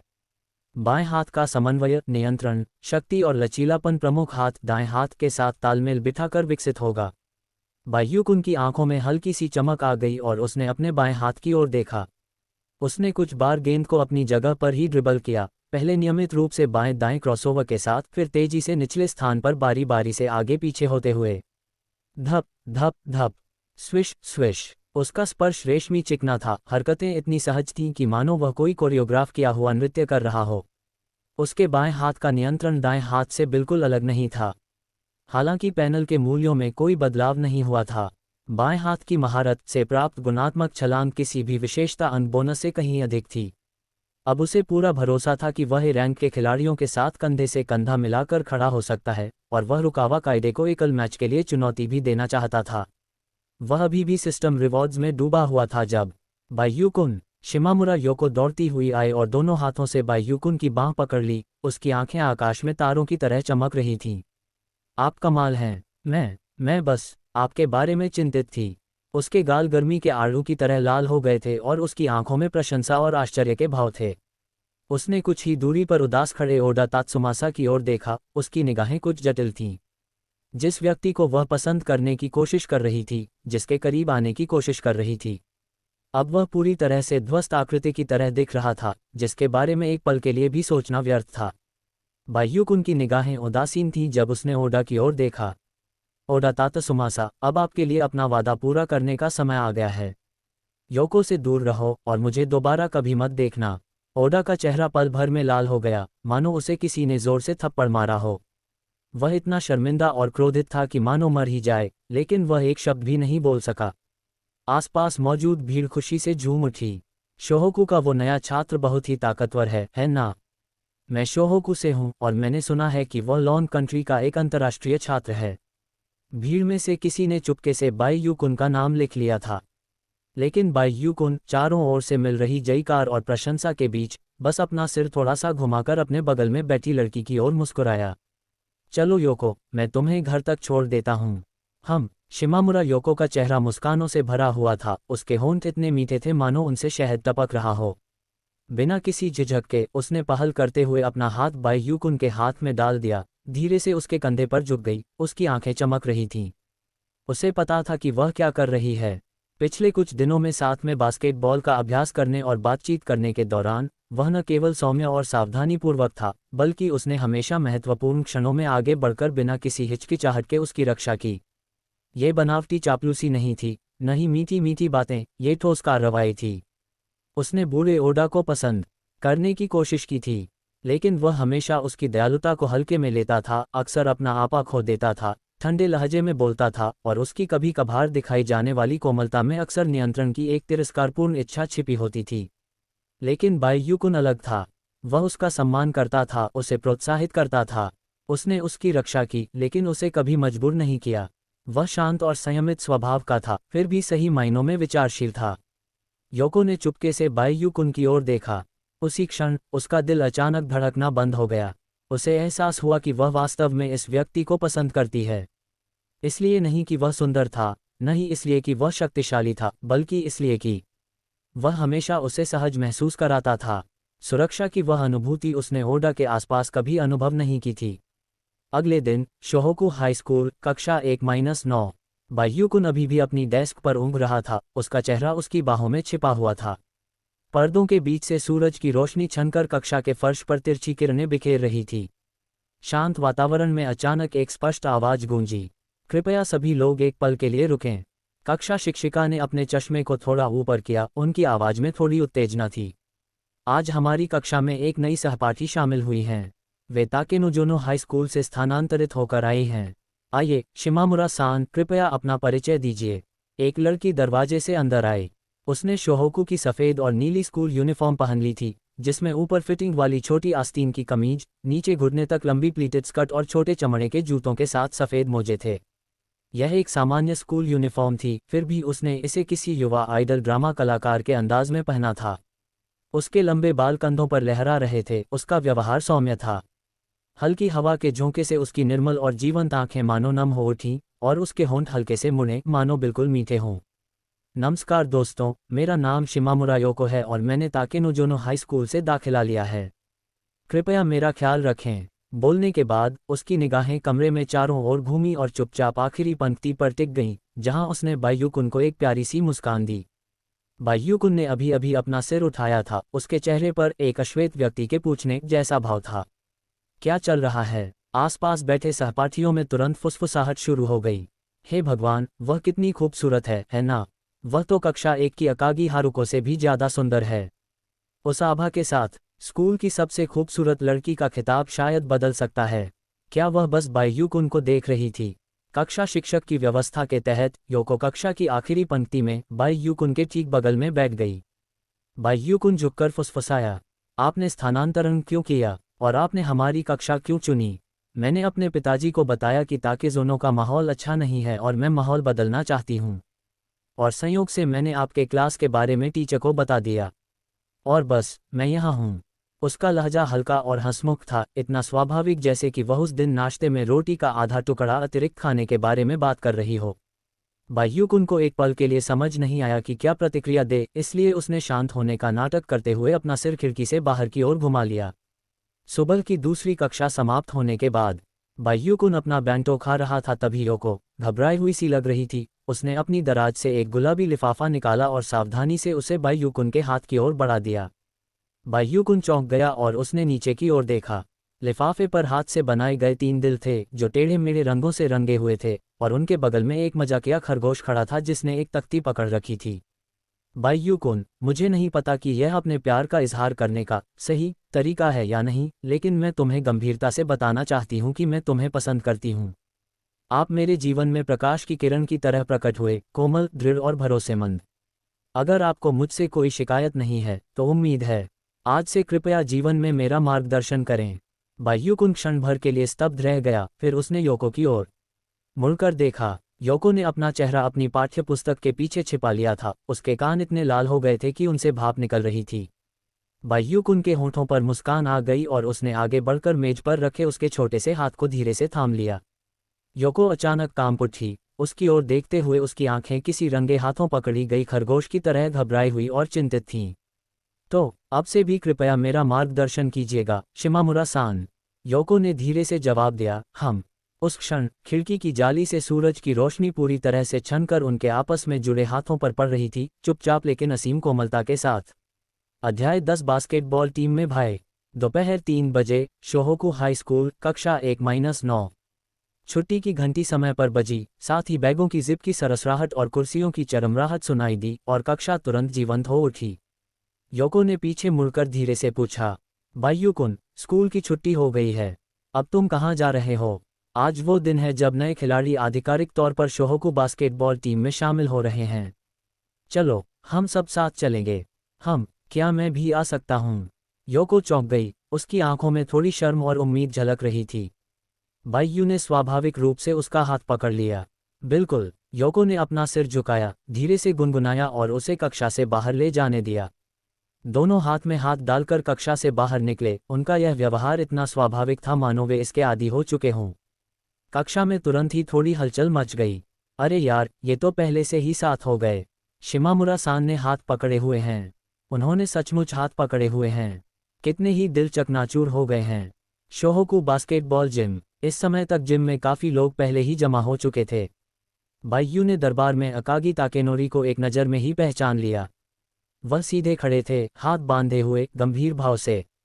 उनके बगल में कोगुरे हमेशा की तरह सौम्य थे और कुछ कनिष्ठ विद्यार्थियों के साथ धीमी आवाज में बातचीत कर रहे थे। दर्शक दीर्घा में सकुरागी हानामिची, योहेई, ताकामिया, ओकुसु और अन्य लोग कतार में खड़े थे, रेलिंग पर आराम से बैठे हुए उत्साह का आनंद ले रहे थे। ताकामिया ने अपने चश्मे को ऊपर किया और अचानक ऊपर की ओर इशारा किया। साकुरागी, जल्दी से देखो उधर, क्या वो शिमामुरा योको नहीं है? मीतो योहेई ने तुरंत झुककर देखा। सच में, क्या उसका तबादला ताकेज़ोनो में नहीं हो गया था? अब वह शोहोकू की वर्दी क्यों पहने हुए है? ओकुसु ने धीरे से कहा। रुको, उसके बगल में कौन है? कितनी लंबी है? साकुरागी, तुमसे भी लंबी। क्या वह कक्षा 9 की एक्सचेंज छात्रा नहीं है? ताकामिया ने अपनी जीभ चटकाए। ये दोनों एक दूसरे का हाथ पकड़े हुए हैं, उनके हाव भाव इतने अंतरंग हैं। साकुरागी का चेहरा पल भर में गुस्से से लाल हो गया और उसने रेलिंग पर मुक्का मारा। चुप रहो तुम सब, एक घटिया एक्सचेंज स्टूडेंट में ऐसी क्या खास बात है? वो तो बिल्कुल उस बदबूदार लोमड़ी रुकावा कायदे जैसा है। उफ, भला वो इस जीनियस का मुकाबला कैसे कर सकता है?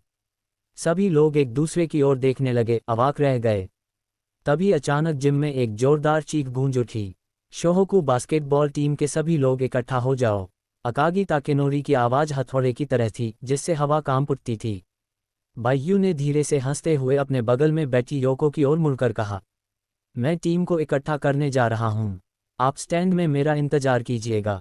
ठीक है। योको ने आज्ञाकारी भाव से सिर हिलाया, धीरे से अपनी उंगलियां छोड़ी और आगे की पंक्ति में एक सीट ढूंढ ली। उसने अपना बैग पकड़ रखा था, लेकिन उसकी निगाहें बायू की दूर जाती हुई आकृति से हटी नहीं, उसकी निगाहें कोमल और केंद्रित थीं।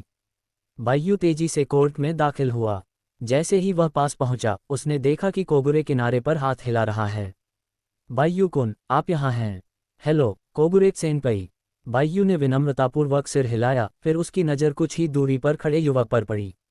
रुकावा कुन। रुकावा कायदे अपने जूतों के फीते बांधने के लिए नीचे झुका हुआ था। आवाज़ सुनकर उसने बस हल्की सी नज़र उठाई, सिर हिलाया और कुछ नहीं कहा। उनका हमेशा की तरह ठंडा व्यवहार। कोगुरे मुस्कुराते हुए अकागी ताकेनोरी की ओर मुड़ी और फुसफुसाते हुए बोली, ये वही एक्सचेंज स्टूडेंट है जिसके बारे में मैंने आपको पिछली बार बताया था। अकागी ने हाथ बांधकर बायू की ओर देखा और सिर हिलाया। ओह, अच्छा। बायू टीम में शामिल हो गया। उसकी निगाहें जिम में मौजूद कई वरिष्ठ छात्रों पर घूम गईं। जैसे ही अकागी ताकेनोरी बोलने के लिए स्थिर खड़ा हुआ, उसका दिल हिल गया और उसने चुपचाप उस पर सिस्टम की मूल्यांकन तकनीक को सक्रिय कर दिया। प्रश्न संबंधी जानकारी इस प्रकार है। नाम, अकागी ताकेनोरी। ऊंचाई 197 सेमी, वजन 93 किलोग्राम। वर्तमान क्षमता पैनल। आक्रामक विशेषताएं, नज़दीकी शॉट 85, मध्यम दूरी के शॉट 65, 3 पॉइंट शॉट 30, डंक 88, लेप 80। रक्षात्मक गुण, रिबाउंड 90, ब्लॉक 88, मुकाबला 85, चोरी 55।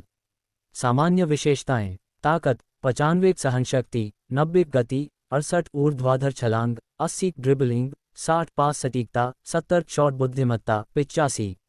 कुल रेटिंग ए क्लास।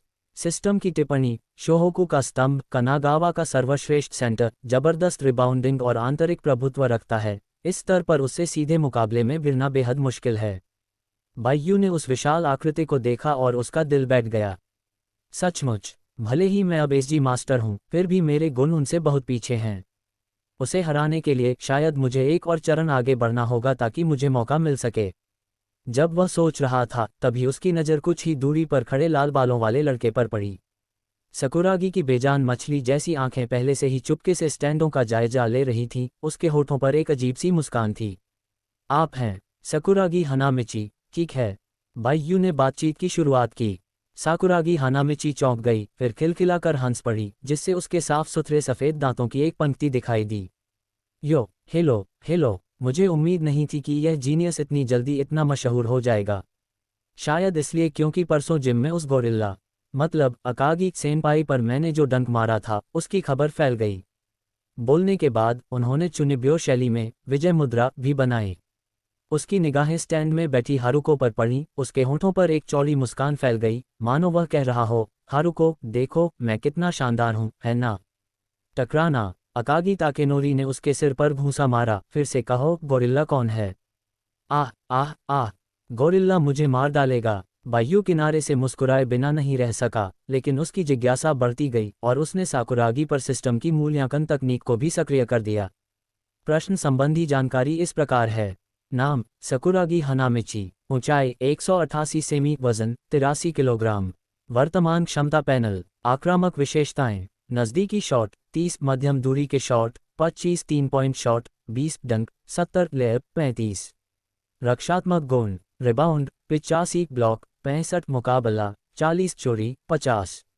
सामान्य विशेषताएं, ताकत 90, सहनशक्ति 95, गति 82, ऊर्ध्वाधर छलांग 92, ड्रिबलिंग 35, पास सटीकता 30, शॉट बुद्धिमत्ता 35। कुल रेटिंग सी जोड़ श्रेणी। सिस्टम की टिप्पणी, आपराधिक कौशल अपरिष्कृत हैं, अभी तक सामरिक जागरूकता का अभाव है, लेकिन शारीरिक प्रतिभा विस्फोटक है। वाशिंगटन विजर्ड्स के लिए एक बेहद आशाजनक आंतरिक खिलाड़ी। इसे पढ़ने के बाद बायू को सिहरन महसूस होने लगी। तो बस यही है। आक्रामक क्षमताएं लगभग न के बराबर हैं, लेकिन ये शारीरिक क्षमता, वह रिबाउंड और ब्लॉक के लिए पैदा हुआ एक दानव है।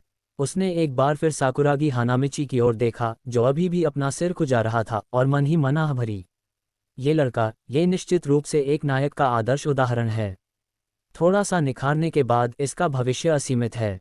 अकागी ताकेनोरी ने अपना गला साफ किया, उसकी आवाज़ जिम में घंटी की तरह गूंज उठी।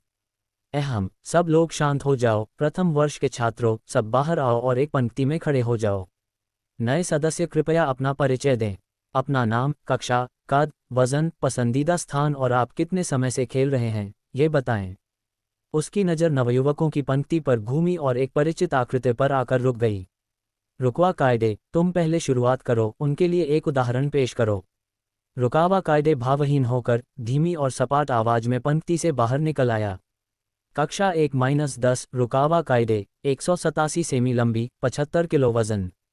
सभी पोजीशन पर खेल सकती है, जूनियर हाई के पहले साल से खेल रही है। उनकी आवाज़ सपाट थी, मानो वे किसी बेहद साधारण बात के बारे में बात कर रहे हों। लेकिन दर्शक दीर्घा में तुरंत ही कई लोगों की उत्साह भरी चीखें गूंज उठीं। आह, ये रुकावा कायदे है, इतना सुंदर। कई वरिष्ठ छात्राओं ने उत्साह से अपने चेहरे ढक लिए, उनकी निगाहें उस पर टिकी हुई थीं।